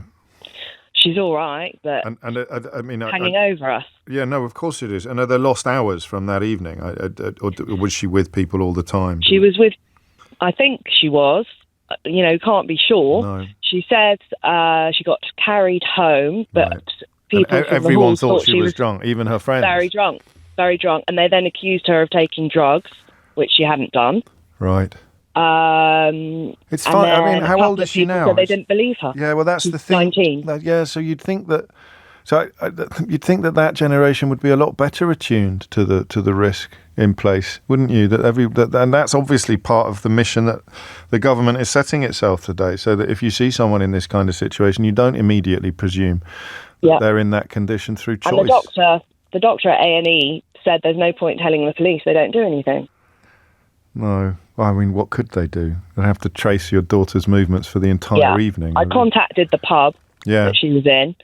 They said they'll go through their CCTV. So I did feel they took it very seriously. Yes. But she can't remember very much at all. They wouldn't know. No, and there it is, commonplace. And there's nothing you can do about that. If someone is going to do that to you, then all the vigilance and all the concern you take and looking after your drinks and making sure no one can get access to them goes out of the window. Top mumming though, Stella. What a horrible business this is. I don't know how you put it on a priority list for politicians, and I don't know why Labour have decided quite early on to do this. Starmer's track record with violence against women is very, very strong. It's something that he's been heavily involved with, particularly domestic violence, actually. But I suppose that there's a natural association between the offences here, and £250,000 to fund training for up to 10,000 serving staff and bouncers on how to spot a spiking offender. The problem I've got now is not a cynical one, really, more a curious one of what would that training look like? Have you had it? 0345 6060 973. Ed's worked in loads of nightclubs. Seen the aftermath, seen the results, never seen the perpetrator in that. How would you spot someone? Have a look at the video that I've just reposted on Blue Sky. If you want to follow me on Blue Sky, I am at Mr. James O.B. But have a look at that video Paul sent in, and there's no earthly way in that kind of circumstance that you would... how do you train someone? We've got 20 minutes left. They've got one phone line free at the moment. Estella vacates it. You can grab it. Well, how would you train someone to spot a perpetrator? Because you read these lines and you think, oh, good, well done. But I can't even begin to put together a picture of what that would actually look like. Maybe you can. Russ is in Blackburn. Russ, what would you like to say? Hi, James. No, I'm not a first-time caller. It's the first time I've spoken to you, and I'm a huge fan. Thank you. Thank you, Ross. Yeah, I'm just saying that this also happens to a lot of men. I'm 60 years old now, but 40 years ago, I remember going into a pub in Blackburn where I lived, and I was staying with a friend. She wasn't with me at the time. And the last thing I remember is having a drink in this pub. The morning after, I sort of got up and spoke to my friend, and she said, "What the hell was that all about last night?" And I said, "I'm sorry, what are you talking about?" She said, "You were in hospital. We'd call an ambulance. They took you to hospital and they pumped your stomach. They thought you'd taken something." I said, "Well, no. The last thing I remember is having a drink in a pub." And James, your conversation today has actually been very triggering for me, because I've had to pull over, obviously, to make the call, but I also had to pull over because I was shaking whilst I was remembering, because there's a whole swathe of my life that evening that I don't remember or recall. She said, and I did have physical signs that I'd sort of scratches all over my face. God only knows what happened. But she'd been with you, had she? No, she wasn't with me at all. She was at home. So the first she knew about it is when I staggered in. Apparently, I'd walked 2 miles. So you'd lost hours. You'd lost hours. And I've lost. I don't know what happened. So I went out at 8 o'clock, and I got home at 2 o'clock in the morning. Did you contact the police? Did you do? No, because What would you do? What would you tell them? What would you do? And what did you think? When did you first hear the word spiking, Russ, in your life? Perhaps when I started working in nightclubs and pubs myself, which was later. during the 90s, I think. And you saw, so you had a moment where you thought, God, that mad thing that happened to me, I bet it was this. Yeah, I absolutely think that's what happened to me. And the scary thing is, obviously, I don't know what these people did to me whilst I was non-compos mentis. No, of course it is. And that's why this line that keeps emerging about friends, people who you're with, who know you, knowing that this behaviour is out of character. But of course, that presumes context that you may not actually be in. Russ, I'm sorry that this has brought things back to you in the way that you describe. I really am. But as I know you know, that is part of the reason why we're having the conversation, so that there aren't people who are similarly affected in the future. Alexis is in Brixton. Alexis, what would you like to say? Hi, James. Hello. How are you? Very well, thanks. What's on your mind? I was actually sexually assaulted on a night out. My friends told me that we were all kind of drinking, having a good time, and I just did a complete 180. There was a gentleman who was with us. Right. Well, not with us, excuse me. He was in our periphery, and we had been chatting lightly throughout the night. Yes. My friends allowed him to take me home, and he was actually my assaulter in the end. I'm sorry. So no. I mean, it's all his fault. But of course, your friends thought that you had sort of copped off, as it were, as we used to say in 1984. Your friends thought that you'd pulled. Or you were, because Corpsey sent me something which hadn't occurred to me before, and that's the other alternative, is you get the man playing the concerned Samaritan, saying, "Oh, I'll take her home. She's looking a bit ropey. I'll make sure she's safe. No, I don't mind. I was getting fed up here anyway." What happened? Why, when you say your friends let him take you, what happened there? You know what? They were all having a really good time, and this person had interrupted our night several times. Right. So I think they just thought everything will be fine.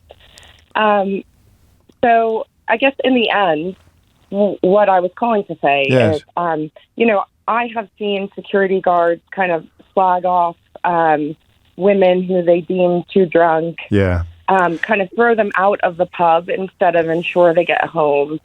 And friends, kind of not really... well, also men, predatory men looking for very drunk women is as old as the hills, isn't it? This is just it's a wrinkle on that practice. And so I'm just trying to pinpoint, and I don't want to pry unduly, but was it the next morning that you realised what had happened, or that night, or? It was that night. I kind of I came out of like this state, and like kind of it was like coming back to life. Okay. And I realized what was going on. So you screamed the house down, did you? Or I certainly did. Right. Good. But I do think it's kind of a collective responsibility from the, from the friend to see a friend, don't let them go home with a stranger. Yeah, that's the bit of the story that's the bit of the story that leaves a sour. Well, I mean, it's a horrible story, but the bit that you'd hope wouldn't happen, even if you accept the existence of predatory men and the prevalence of this crime, the fact that your friends kind of just let you go like that without demonstrating better concern or more care is very sad, and also, I suppose, a reminder of what happens when you're caught up in those moments. Yeah, all right, off you go, see ya, and then you get back to whatever it is you were doing instead. There's so many different aspects to this issue that the question of how you would train staff to deal with it better becomes harder to answer by the minute. It's 11:47. James O'Brien on LBC. 2:12 is the time.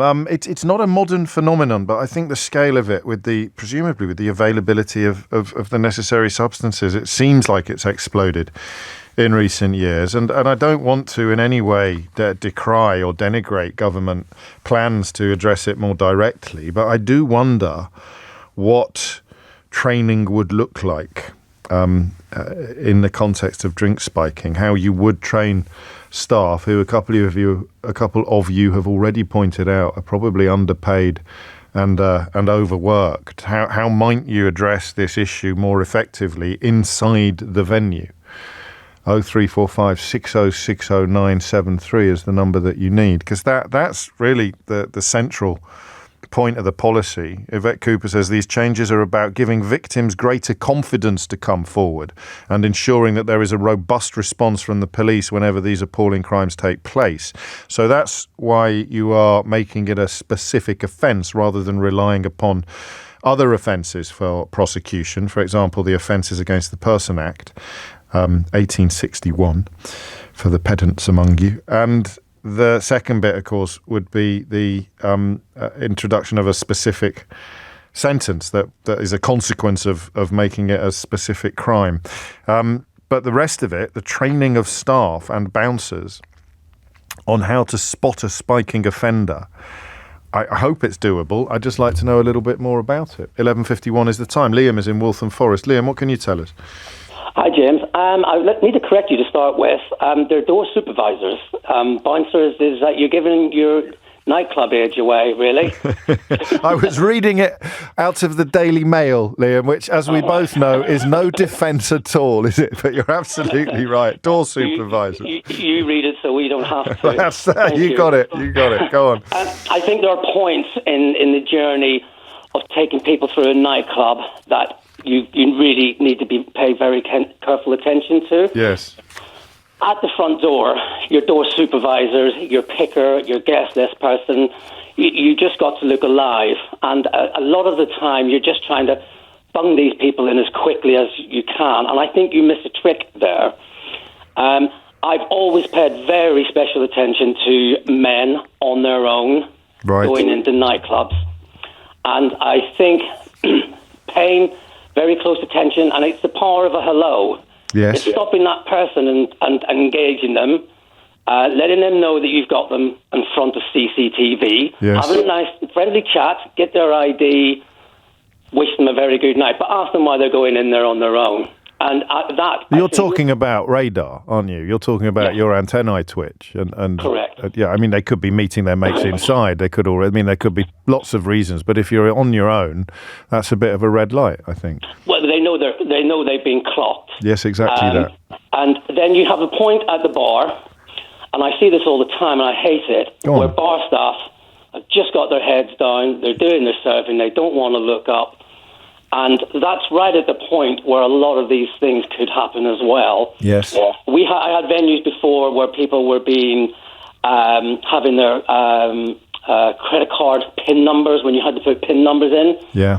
And people were looking over their shoulder and taking the PIN number. We stopped it overnight in the venue by getting the people to look up and watch. The staff, by getting the staff to do this. What are you? Are you a head of security or a club owner, or what's your role, if you don't mind me asking? I've been in late night music since the 90s. Okay. I think you did your 30th birthday at my venue, James. I've called you once before. and so getting them to look up. Oh, yes, that's right. I did. Yeah. I've completely forgotten where that was. The end. At the end, yes, when you had the fancy dinner spot as well. Yeah, it was we haven't spoken for a while. No, we haven't, no, but I'm still involved in the industry, although I'm not on the coalface anymore. Clearly, but that, something as simple as that. So you are nowhere near as confused as me, Liam, about the idea of staff, it being possible to train staff to do it better. Oh, yeah, I mean, I'm training dozens and scores of young people about women's safety. And when you do the training, the training can go on much longer than the actual training because they're curious, they're engaged, they want to know.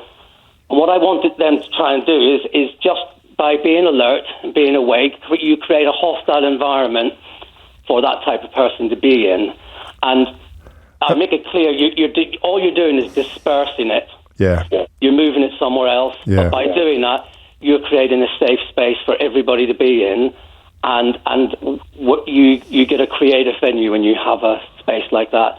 So it's just been a live, alert, heads up, and surveying, and when you have a team of door supervisors engaged at that point, toilet attendant, they all know the game, they all know what we want.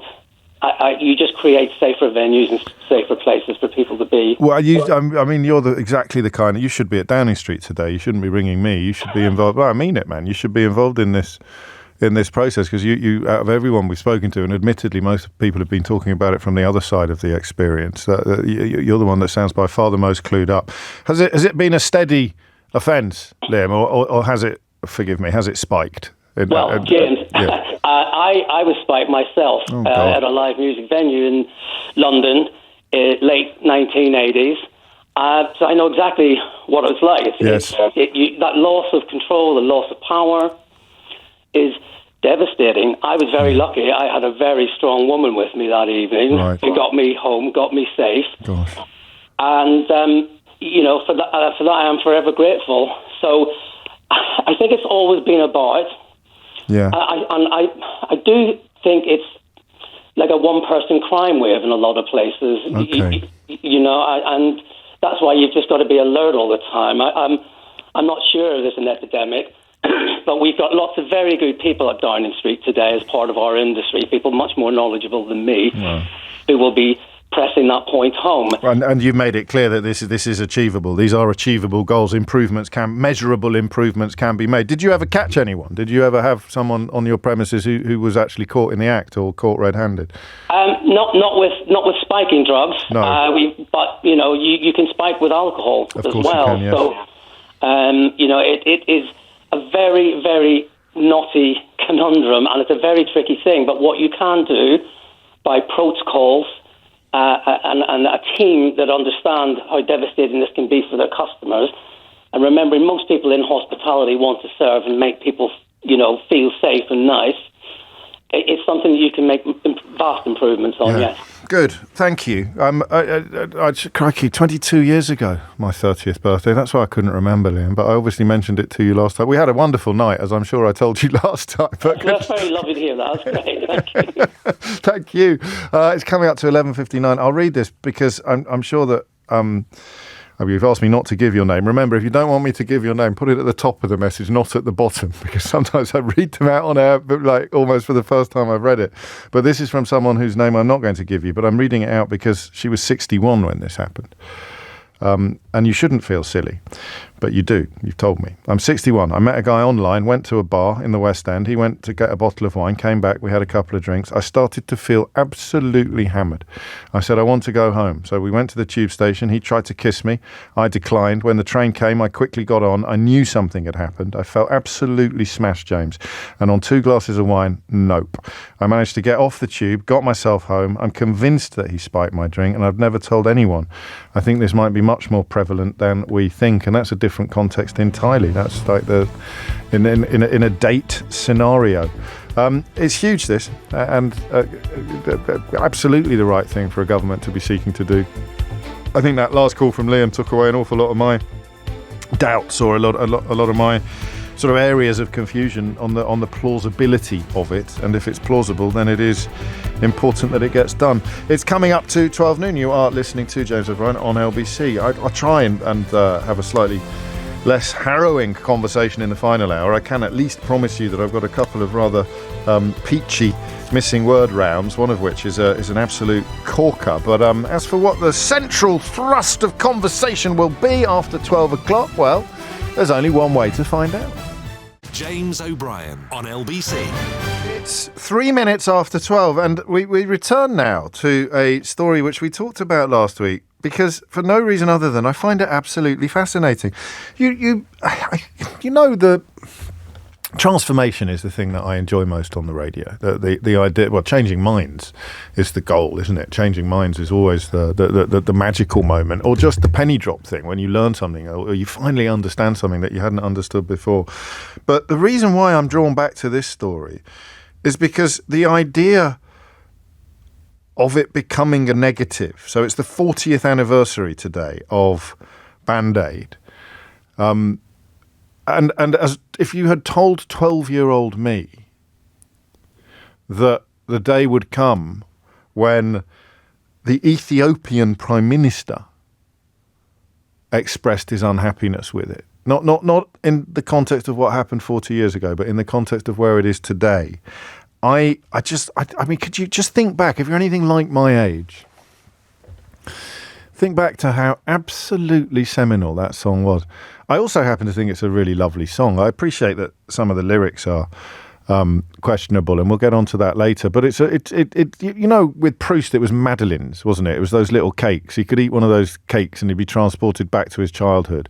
Some songs just take me back to Chaddesley Corbett Village Hall in approximately 1984. What else was around at the time? Last Christmas by Wham. Did Band-Aid keep Last Christmas off the top spot? A bit like that processed food book keeping my paperback out of the number one slot. Yeah, just a bit like that though. What else was there? Take On Me, I think, came out at about that time, was it? Would that have been Aha? So the first two singles, Take On Me and the Sun Always Shines on TV. So there are probably half a dozen songs from that Christmas. So December 1984 was when I started, because I'd have been 13 in January. So this would have been like my first ever slow dances with a girl and stuff like that. It would be very wrong of me to tell you the name of the girl that I had the most enormous crush on that time. But would you remember what would happen when the opening bars of Last Christmas would start? So you'd spent most of the evening on opposite sides of the dance floor, or kind of playing a form of rugby with your mates, which passed for disco dancing, and occasionally kind of accidentally bumping into a girl and sort of blushing and smiling. Like, remember, I went to an all-boys school, so I was even weirder than the average 12-year-old. But then when the first bars, oh man, my stomach just did a somersault. The first bars of Last Christmas, or Do They Know It's Christmas, or Hello, Hello by Lionel Richie. That was the absolute killer. The first bars of that would come on, and you'd look at, you'd sort of, okay, you never wanted to go first. You'd walk across the dance floor to the girl that you liked and say, would you like to dance? And the point was, it was a slow dance, so you would actually, you know, put your arms around each other and sway in time to the music. Oh, wow. So if you'd got me then, if you'd got me in 1984 and said to me that this song is problematic, or that this song one day, when your kids are, actually my kids are a bit older than that now, but one day when you've got kids of your own, people will, the actual Prime Minister of Ethiopia will have some complaints about this song. The one thing I don't want to do is for a single moment minimise the scale of Bob Geldof and Midgeor's achievement. The success of Do They Know It's Christmas is like, and subsequently, of course, Live Aid, is like nothing we have seen before or since. And the motivation was really simple.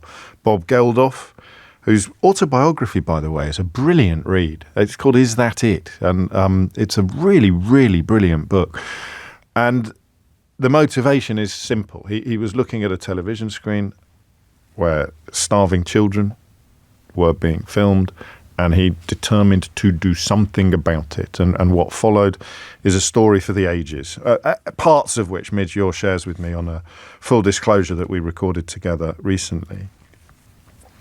So absolutely no truck with the idea that it shouldn't have happened or that it was a mistake at the time. But it's the 40th anniversary. Now, my favourite bit from the story today is Midge's explanation of why they talked about Africa as a single homogenous sort of entity when it's in fact 54 states. And Midge Ure said that Ethiopia had too many syllables. So once they've got the tune written and they're putting the lyrics, that's such a wonderful songwriter's explanation, isn't it? So what was it? There's a great Paul McCartney lyric as well that was very nearly something else as well. I can't remember what it was. But the idea that you want to sing a song about Ethiopia, but by the time you've got the tune right, there's too many syllables in Ethiopia, and there won't be snow in Ethiopia. You can't do that. Africa, Ethiopia. It's got two more syllables, and that's why they wrote Africa, not Ethiopia. Which is so, if you'd told him 40 years ago that he was going to get hamstrung for it in 2024. And again, Ed Sheeran, who has made it clear that he'd prefer his vocals to be left off the latest remix, has been very respectful. Fuse ODG, the Ghanaian English performer, was on with Nick Ferrari, of all people, last week, explaining very powerfully why it perpetuates the damaging stereotypes that stifle Africa's economic growth. But you cannot change the fact that this, what Geldof calls this miraculous little record, brought relief to thousands of hungry children when they needed it the most, and indeed at a time when they might not have received it from anywhere else. That's what I mean by transformation. Prime Minister of Ethiopia was 8, Alex tells me, when the song came out. And as I say, he's not questioning the humanitarian motives of 40 years ago. But he is pointing out things like, and this is brilliant, he is pointing out that actually the song is interrogative, isn't it? It has a question mark on the end of it. Do they know it's Christmas? And he wants to point out that his country was celebrating the birth of Christ centuries before most of what is now considered to be the Christian world. So, yeah, not only did we know it was Christmas, but we knew it was Christmas before you did, says the leader of Ethiopia, who, I mean, he has won a Nobel Prize. He's won a Nobel Peace Prize as well for the cessations of the war with Eritrea. So he would prefer that the 40th anniversary of Band-Aid was not marked with a re-release and a call for further donations. And this really interests me. So he acknowledges that the endeavour was well-meaning in response to more than 1 million people starving. But this is what he says now. It is frustrating to see our nation's ancient history, culture and diversity and beauty reduced to doom and gloom. How much do you think it's raised over the course of those 40 years? I mean, much more at the front end, obviously, but it's kept going, and these decade anniversaries have always been marked with a re-release. How much do you think it's raised during that period? It's about £150 million, as well as spawning Live Aid, which was, again, phenomenal. But the idea that it should be put out to grass now, put out to pasture, is one that fascinates me, partly because I'm talking to 12-year-old me. I can't believe it. Do you know what they've done? You're not supposed to. They don't want to sing "Do They Know It's Christmas" anymore because it's doing more harm than good, or it's causing more problems than it's solving. I mean, it was almost like the what would the word be? It was like the mothership of charity. For many of us, it was our first introduction to charity, followed by comic relief. It was that part of the world. It was to Africa that our attention, to African countries that our attention was turned.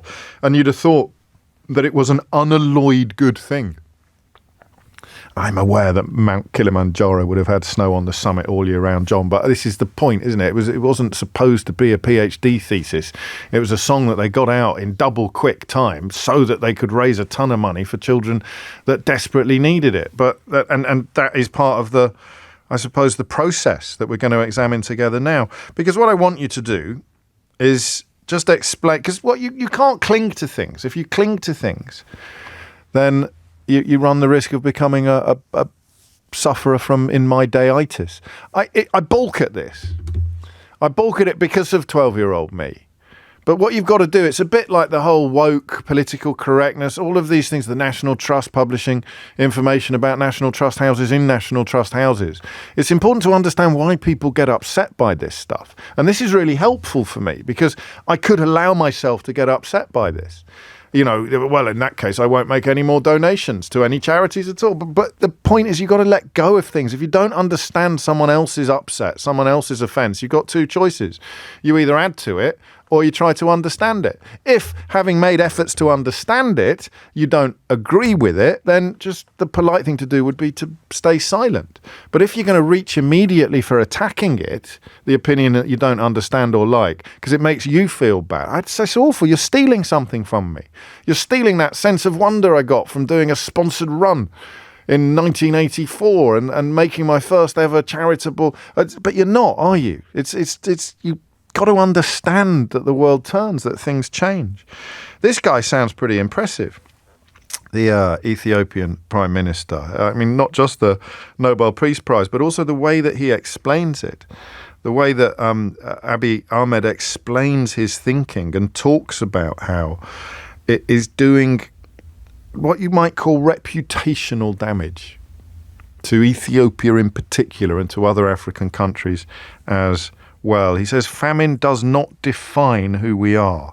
The song is not a great soundtrack for the investment we need. He said his country should be recognised as a fast-growing economy with ancient sites on travellers' bucket lists. Christianity in Ethiopia dates from the 4th century when King Ezana was converted by a Phoenician missionary who became a slave. I mean, rich history, fascinating stories, rich resources. And still, 40 years later, the image conjured up in the mind of the average Brit is going to be the image that was conjured up in the mind of the average 12-year-old back in 1984. So I've got two questions for you. Can you articulate the problem better than I have managed to? 0345 6060 973 is the number you need. Can you explain why this 40-year anniversary is a timely moment to reflect upon whether the song itself, but also the message it carries about Ethiopia in particular and Africa in general, is no longer a message that needs to be disseminated. All right? So the longer you've struggled with it, the more interested I am in hearing from you. I mean, I presume some people had a problem with it back in 1984, but it would have been a bit like saying that you thought there was something a little bit rum about the whole Captain Tom business. We talked last week, didn't we, about the idea of saying this doesn't look quite right to me. And I wonder, I hope he's not being taken advantage of by his fan. If you'd said anything in the middle of Captain Tom fever that was even vaguely suspicious, you'd have been lynched. And back in 1984, if you, as a black Brit or as a Brit with African heritage, you felt that this was a little bit unsavoury or unhelpful, I don't know what word you would use, you'd have needed quite a lot of courage, I think, to have said so out loud. So the longer you've struggled with it, the more interesting I'm even more interested in hearing your explanations. 0345 6060 973. But the second bit of it is, what should the rest of us do now? No one's really had a crack at that. Apart from the lazy suggest, well, I'm not going to give any money to any charity evermore. But what should the rest of us do now? I still like the song. It comes on. It's one of the early signs of Christmas, isn't it? The first time you hear it, as it comes out, that and the Fairy Tale in New York, probably, or Driving Home for Christmas, the Chris Rea song. You sort of little think, oh, here we go again. But I want you to explain what your problem with the song is, 0345 6060 973. And I think following Ed Sheeran's lead, because if somebody whose lyrics were included in the 30th anniversary can express unhappiness that they've been included in the 40th anniversary, he can disassociate himself from it. Where's the balance? What's the tension here? A battle between really interesting and meaningful reservations and objections to something that we still consider to be one of the greatest forces for good that we've ever seen in our lives. So what do we do now? So tell me what the problem is. 0345 6060 973. Tell me how you have processed that problem over the years. What was it like when you were 12 and you were black, and this song obviously landed very differently in your life from how it would have landed in mine? And then what should we all do now? What should we do now? What do you do? What is the relationship? Ed Sheeran can say, I wish my lyrics weren't on it. Do we not play it on our radio? What do we do? So what is the problem? How long have you wrestled with it? And what's the solution? That's uncharacteristically neat, isn't it? Those three questions, distilling down the whole issue. And I can't wait to hear what your answers are. 0345 6060 973 is the number you need. James O'Brien on LBC. It's 20 minutes after 12. And of course, the bit missing from all of that, Blarney, is what do you, as someone with Ethiopian heritage, think of the song? So maybe that's part of the problem. You're talking about a fundraising project directed at one country, which became subsumed into the whole African continent. And because of my privilege, I'm talking about Chaddesley Corbett Village Hall in 1984. What would you, if you were in Ethiopia, if you were 12 years old with Ethiopian heritage, Ethiopian family back in 1984, what do you think of this song? What relationship have you had with this song over the years? So the broader question of why it's problematic, but your specific personal relationship with it as well. If you have Ethiopian heritage, or you are Ethiopian, what does this song, what role does it play in your cultural history? How is it regarded in Ethiopia? I can't believe I've never asked that question. That perhaps highlights part of the problem that we're trying to articulate today. What does it do? How does it land? What kind of reputation does it involve in Ethiopia? Hit the numbers now. You will get through. 0345 6060 973. But I want to come at it from the angle of regretful recognition that rose-tinted 40-year-old memory of mine needs to evolve now. It needs to move on. I just need you to remind me why. Amanda is in Haringey. Amanda, what made you pick up the phone? Hi, how are you doing, James? Because the images, the narratives are perpetuated and dangerously perpetuated for generations of children, young people who weren't even born when the song was released. And what it also does is dangerously feeds into sometimes parts of the curriculum at school that seek to continue showing Africa as resource poor, hungry. I have maybe the opportunity of witnessing some daytime ads that again feed into the stereotype of poor, starving, hungry Africa. And we know the content is rich beyond rich and talented. So what can the media do? Start to turn the narrative around, start to shift the discourse and the conversations around what Africa really is about. Because until such then, the powerful force of the media will continue to do what it has done, which is perpetuate these images. And they are dangerous for children, and they feed into far-right discourse as well. How do they, just briefly, how do they feed into, only briefly because I want to pick up on what you've already said, but I wasn't expecting far-right to pop up at the end, although it pops up bloody everywhere these days. I imagine. So why, in what way does it feed into that narrative? You mean in terms of why are we sending all our money to foreign countries? Absolutely. Okay, Absolutely. There are people who are hungry and starving and homeless here, etc. Yeah, why can't we look after our own? All right, then, we're going to increase your taxes to improve the NHS. And look, it turns out they didn't want to look after our own either, but that's a conversation between them and their conscience. Let me take you back, because everything you've just said I understand. But it's a charitable cause. Even the adverts that you're watching on daytime television, they are a charitable cause. They're raising money for people who we think need help. No? I mean, how can that be a bad thing? But you know what stereotyping is. It's perpetuating the same images again and again and again. There's no balance to any of the images. There's no balance to the discourse. You know, you've got the... When did you start feeling uncomfortable with it? Can you remember? I was probably... I'm 52 now, so Snap. When it came out... 1984. You weren't in Chaddesley Corbett Village Hall, were you? Not at all. Unlucky. I was But I was aware of this is somewhat uncomfortable. Even then, even at the beginning. If you unpick, absolutely. Because if you unpick the lyrics, rubbish. What are they talking about? They don't know it's Christmas.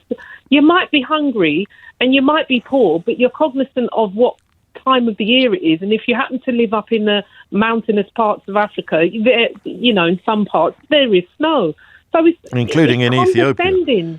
It's condescending, and by the sounds of it, I'm not knocking the intent. No, I know it's the outcome. I'm not knocking the intent. It is the outcome, and it's the outcome that continues to do damage to our current image and narrative around Africa. No, I get it. And the thing that's interesting is how much of what we might call anti-woke rhetoric comes from a space of guilt, and rather than not personal guilt, but just a bit of embarrassment that you didn't notice sooner how important something was. And rather than sit with your embarrassment, process your embarrassment, you actually lash out at whatever it is that's making you feel embarrassed. Not for the actions necessarily of our forebears, but for our own ignorance about them. Absolutely. I like how you phrase that. I want to understand it for the stuff that I don't. And that is all. And that is all that needs to happen: an acknowledgement and an understanding, and where possible, some kind of caveat to preface the kind of resurgence of this the song coming back round again. So what should we do? Should we acknowledge that we're in a different climate now, and acknowledge that that Africa is not this place only. We know Africa is not this place only. We know Africa has talent, and yet for huge numbers of us, for our generation of particularly of people that have never given any thought to Africa or who have no familial links with Africa or with the Caribbean, or it's all we knew for years. All we knew about Africa was the starving children on the television. But therein lies the power of the media, and the power of the media is seen through a very monocultural lens. And this is what happens when you don't have people at the table who are able to be the decision makers and say, wait a minute, that isn't it. So again, it speaks to a wider issue. It speaks to the issue of diversity at the top of these decision-making trends. It does all of those things, and it needs to be pointed out. 26 minutes after 12 is the time. I won't ask you, Amanda, the question of what we should do now with the song, because I want to get as many people on as possible. But I will read this from Mr. Pete. Wow, brilliant first call on this topic. James, Amanda is amazing. She certainly is. Ruth's in Greenwich. Ruth, what made you pick up the phone?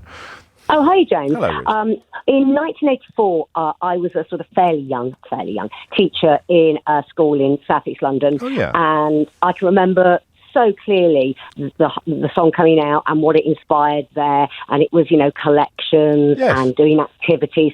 And the last Christmas assembly, I can just remember all the kids sitting there, all singing Feed the World, all the teachers, arms waving, etc. Yes. It was a fairly white monocultural school. That's not actually true, but we didn't have an awful lot of what I would consider kids from Africa. So fast forward 30 years, and I'm teaching in a sixth form college in again South East London. Right. So there were three of them, and the whole demographic now has completely changed. And I would say 70-80% of our students were from Nigeria, Somalia, Dili, lots and lots of different African. And thinking back, we did not in any way play that then. And I don't think I thought about it. No. And it's only you saying now, would I have been comfortable? I don't know, James, and that's the problem, because like you, I've got that fluffy memory, and it was, it raised huge amounts of money, and it was the first time that many of these students had considered charity, and in a big way. And you had your usual stuff, particularly because it was a Catholic school. Sure. But I sort of look forward and think, standing up in an assembly with a whole sea of students whose parents or grandparents or even themselves had come from that continent. I don't think I would have been comfortable, but I've been retired 4 years now. It wouldn't have crossed our mind in 1984 that it might be Absolutely not.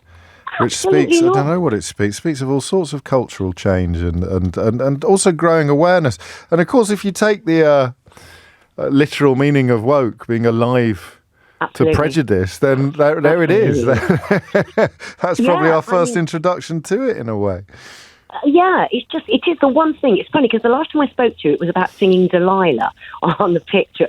And it's a very similar, it's not similar, but you know what I mean? Yes, it is, because Delilah is about, Delilah is a victim of the violence, we would say. So you only ring in when we're re-examining classic pop songs. Absolutely not. But it's just interesting that this is another. You've got a niche, haven't you, Ruth? Absolutely. I wonder what else we could put on that. But and it's good to think about things. But what I've found really helpful is it gives me a little insight into what those people complaining about National Trust properties are feeling. It gives me a little insight into that combination of a vague embarrassment coupled with a little bit of resentment that you're taking something away from me that I thought was precious.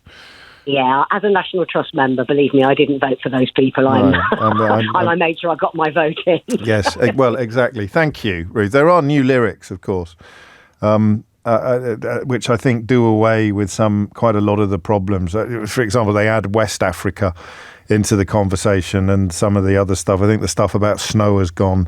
Some of the lyrics were great, weren't they? There's a world outside your window and it's a world of dread and fear where a kiss of love can kill you and there's death in every tear. These are beautiful lyrics, but that's not the point. The point is this. The problem has been articulated. The idea that something so precious from 40 years ago is different now because the world has turned.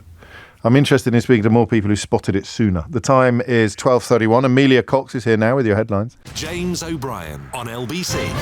It is 12:34. You are listening to James O'Brien on LBC, where the conversation about the Band-Aid song, Do They Know It's Christmas, is a lot more interesting than I would have allowed a month ago, and a million miles away from any conversation I thought we would ever have been having when the song first came out 40 years ago. I said I'd be interested to know what somebody of Ethiopian heritage, what kind of relationship you have with the song, and I think our next caller is in precisely that category. But if you're just joining us, the reason we're having the conversation is following on from Ed Sheeran's comments last week about wishing that his vocals were not included on the latest remix. The actual Prime Minister of Ethiopia has pointed out, that they were celebrating Christmas in Ethiopia long before we were in Great Britain, but also that it actually has a negative impact now upon perceptions of his country and the idea that it is sort of backwards and desperately in need of Western help, when in fact what it's really in need of is contributions to a fast-growing economy and a little bit more tourism. 12:35 is the time. Hirut is in Ruislip. Hirut, what made you pick up the phone? Well, the conversation made me pick up the phone, James. Last week, I heard you talking about it, and I feel super strongly about this whole conversation about Band-Aid. Yes. Let me start. I was a 12-year-old young girl in Ethiopia, and I have a very clear idea, 40 years on, about the Band-Aid. I commend the people who did it. Yes. It needed to be done. However, the damage it has done to us personally and individually, wherever we go, this followed us. I have mixed feeling. One, personally, it hurt me wherever I went. My interaction. I came to the UK, I've told you this before, in the 1990s, 1991. Wherever I go, at work, at social events, any encounter I have with people, 5 minutes, 10 minutes into the conversation or in the relationship, whatever it may be, that story comes up. It's the song. It's the song and the famine. The poverty. The famine. But the famine, yes. Yeah. But Ethiopia, so somebody may pay you a compliment. Oh, you look nice. You look pretty. I like your dress. But the next conversation is the famine. Because it's all we know about your country. I know we're both I understand that. Yes. I understand that. So, for us, it has been very painful. But was it a lie? It wasn't a lie. It has happened. It's part of our history. It's a shame. But it wasn't lack of food. It's the semi-knowledge that gets me. You know what I mean? Yes, the famine has happened, but the famine happened because of war. It wasn't that Ethiopia was that barren, dry land where food was not growing. No, that wasn't the story at all. That area was badly into civil war. You know what I mean? That was raging. And there is another aspect to that as well. The reason why it was so big in the Western world was there was a fight, the Cold War fight between the allies of the West, yes, and then those who were with now Russia, the Soviet Union. Yes, and they were really drumming that up. Let me tell you something. Worse things are happening in Ethiopia right now. Tell the Prime Minister of Ethiopia now to stop genocide. Genocide is happening in Ethiopia as we speak. Nobody speaks about that. Oh, I didn't know, and I make it my business. We wouldn't get into that. But I'll make it my business to find out more after this program. And my apologies for that, because it's not mentioned in the Times coverage of the story today either. And there is a reason for that. Go on. I mean, what I wanted to ask you was when you first became aware of this song. Yes. It made me sad. No, but when was that? When was that? Yeah. I was in Ethiopia because I had friends in England who were sending, we didn't have internet or any of those things, but they used to bring this song, maybe, I don't know, a year later or just around the same time. I was exposed to the Western world. My father was working in the airline business. So, Newsweek. My father used to bring me Newsweek. In Ethiopia, I used to read Newsweek at the age of 12 and 13. Michael Jackson was in, the story. He was big with all, his songs, Madonna, all these things. They were live and well. We were talking about it at school. And then, fast forward 1991, I came to England. It really hit me. It really hit me. The lenses. This is all that anyone's ever going to know about me. This is all that people know about me. And it's not even me. They're just associating me with this thing. And it's huge in the minds of British people. And yet it's not fair or accurate. It's not fair. It's not accurate. Now I have children who are born in this country, in their 20s. They go to school. Come Christmas time, on the Christmas shows, this story come up. The begging starts. They are ashamed. They feel sad. Really? This story, yes. They really feel sad. They want to disassociate with that. I mean, I've studied, I've learned, I read about this whole thing. I can withstand it now because I can stand up high and explain all the other aspects of Ethiopia. I don't really care anymore. But the pain, I cannot tell you. The pain. I'm sorry to hear that. My people suffering. Well. Yes, my people suffering, and the pain of the lenses through which my every development and success is seen. Let me tell you some very, very interesting story. I know you lived in North Kensington. You mentioned this before. I used to work in the Sainsbury's there, and one particular day, I was asked to support this blind customer, to take him around, you know. So he put his arms into my arm, and we started walking around, telling me, what he was looking for. And then, of course, he said to me, "Oh, you've got an accent. Where are you from?" So I told him, "I'm from Ethiopia." Do you know, he moved his arms out of me. Oh, wow. I was shell-shocked. He was angry. He told me, "It's okay, thank you very much. I don't need your support anymore." That much. And I know, looking back, he didn't mean to be bad or anything like that. I'm quite forgiving about these things. Clearly. It is what... So what, did he think, that you were infectious or... Your laugh is infectious, Hiru. But what can I do? There's nothing you can do about No, but what do we think he thought? I mean, because it wouldn't have been... He must have known that you were African from your accent, so it wouldn't have been...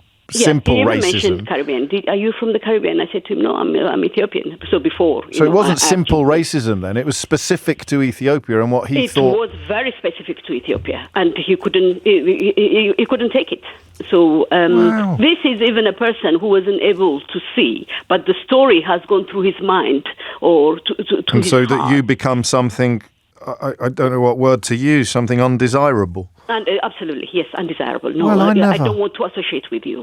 That sort of stuff. I'm so sorry that you had to go through that. You don't have to, James. No, I am. I'm allowed to feel sympathy. That was a rubbish thing to experience. It's something that hearing you explain adds such a dimension to the discussion that we're having, because I could never have conjured up that story in a billion monologues. Yes, it does happen. It's many things. People tell you in your face, but in your country there's no food. It's almost like, the amazing thing is, like, Ethiopian cuisine is one of the best. I can, really put my head up, whether it's vegan, vegetarian, meat, you call it anything. And then when people get to know you, of course now, the world is big and everyone is mixed with everyone, whether socially or whatever the scenario, and they are exposed to this, and they always tell you, oh my God, I wouldn't have thought. There's this kind of colorful food collection in Ethiopia. So, we lived with it, and it's the way it is. But you live and learn. Eh? You live in and but the reality is, I think, I must stress this, it doesn't matter how we feel individually. This is the damage that's done. And, of course, those who are governing us and continue to govern us so badly are he gets a very good write-up in the paper today, so I shall make a point of educating myself after the programme into what is going on in that part of the world that you referred to previously. Hiru, thank you so much. A lot of very warm words coming in response to your contribution. I'm a bit shell-shocked by it, because I don't know whether 12-year-old me is relevant to this, but 12-year-old Hiru dealing with the consequences of it 30, 40 years later. The idea that Ethiopia carries a stigma that would actually prompt a visceral response in a North Kensington Sainsbury's decades later. I don't want to. Wow. It's coming up to 1:15. You're listening to James O'Brien on LBC. So, as we said, do these conversations right, and you come away learning so much, understanding so much more. And because I'm a bit obsessed with it, the actual ability to understand some of the weird response, some of the things that we find weird, most notably that national trust pearl clutching exercise, or the people that get very worked up about recognising the role that slavery played in the creation of many of the fortunes that still define Britain's social hierarchy. Why would someone who hasn't benefited, whose family isn't still living in a massive stately home paid for by the profits from sugar plantations, get cross about the idea? Because you feel like you're having something taken away. Part of your pride in being British is taken away by conversations about reparations and slavery, but it doesn't have to be. You can hang on to your pride, just know more about the world around you. So I can feel that. Don't take this away from me. Those are happy memories. I've still got the happy memories. And I know more about Ethiopia. It's win-win. James O'Brien on LBC. 47 is the time. You're listening to James O'Brien on LBC. And what a conversation. Absolutely fascinating. And Hiru's perspective there as someone who was growing up in Ethiopia when this song came out. Precisely the perspective I was looking for. Although, of course, as she acknowledged, there'll be lots of people from Ethiopia who may have very different thoughts about it. And latterly, or now, the sense that it portrays a picture of Africa in general, or Ethiopia in particular, even with the new lyrics that seek to address some of these mischaracterizations. It remains what the Prime Minister has called reductionist and dehumanizing narratives. And I think he's right. And I never would have thought of it. I never would have even known about it if the white pop star Ed Sheeran hadn't come out and said it. I wasn't aware of Fuse ODG's contributions to this conversation. It's so, they're funny, isn't it? Joseph's in Stamford Hill. Joseph, what would you like to say? Okay, yeah. Okay, well, I've Joseph, got so much to say, but let me just think about. I've been thinking how to frame this. Okay. I am from Uganda. Yeah. We are all known as the Horn of Africa. But I can tell you when when Bob Geldof wrote that music was 40 years ago. Yeah. Now, 40 years ago until today, probably the situation in that region really hasn't changed. Now, I am asking this. I don't have a problem with the song because I understand it, and I understand the intent. But what my beef with so many people, especially my fellow Africans who are objecting to what Bob Geldof did, is that if Bob Geldof wrote a song 40 years ago and nothing yet has changed, what are the Africans doing? Because now we have got big stars like Burna Boy, I don't know. We have got big musicians from South Africa. Why can't they come together and write a song to help Africans? And for me, what I see is that we have got a big problem in Africa because we have 54 countries. Now, if something happens in another country, it doesn't matter because we just see, it is happening in Ethiopia. Yes. Well, it doesn't matter. Look at Sudan, what is happening in Sudan today. So it's a very Western notion of Africa being a homogenous whole, as opposed to it being like any other continent. It's full of disparate and often divided and feuding or cooperating countries. Yeah, absolutely. Well, there is no cooperation in Africa, and I know many Africans listening to me. They are going to get angry, but I really don't care. Yes. Yeah. What have you said? I don't know that you've said anything I consider to be particularly provocative. Believe me, this conversation is going on, and also there is this idea of not understanding what the content of the song it is talking about. The other day I was listening. They say, of course we know it is Christmas. Look, some people, they don't even care whether it is Christmas or not. Because some people believe Christmas itself is not an African thing.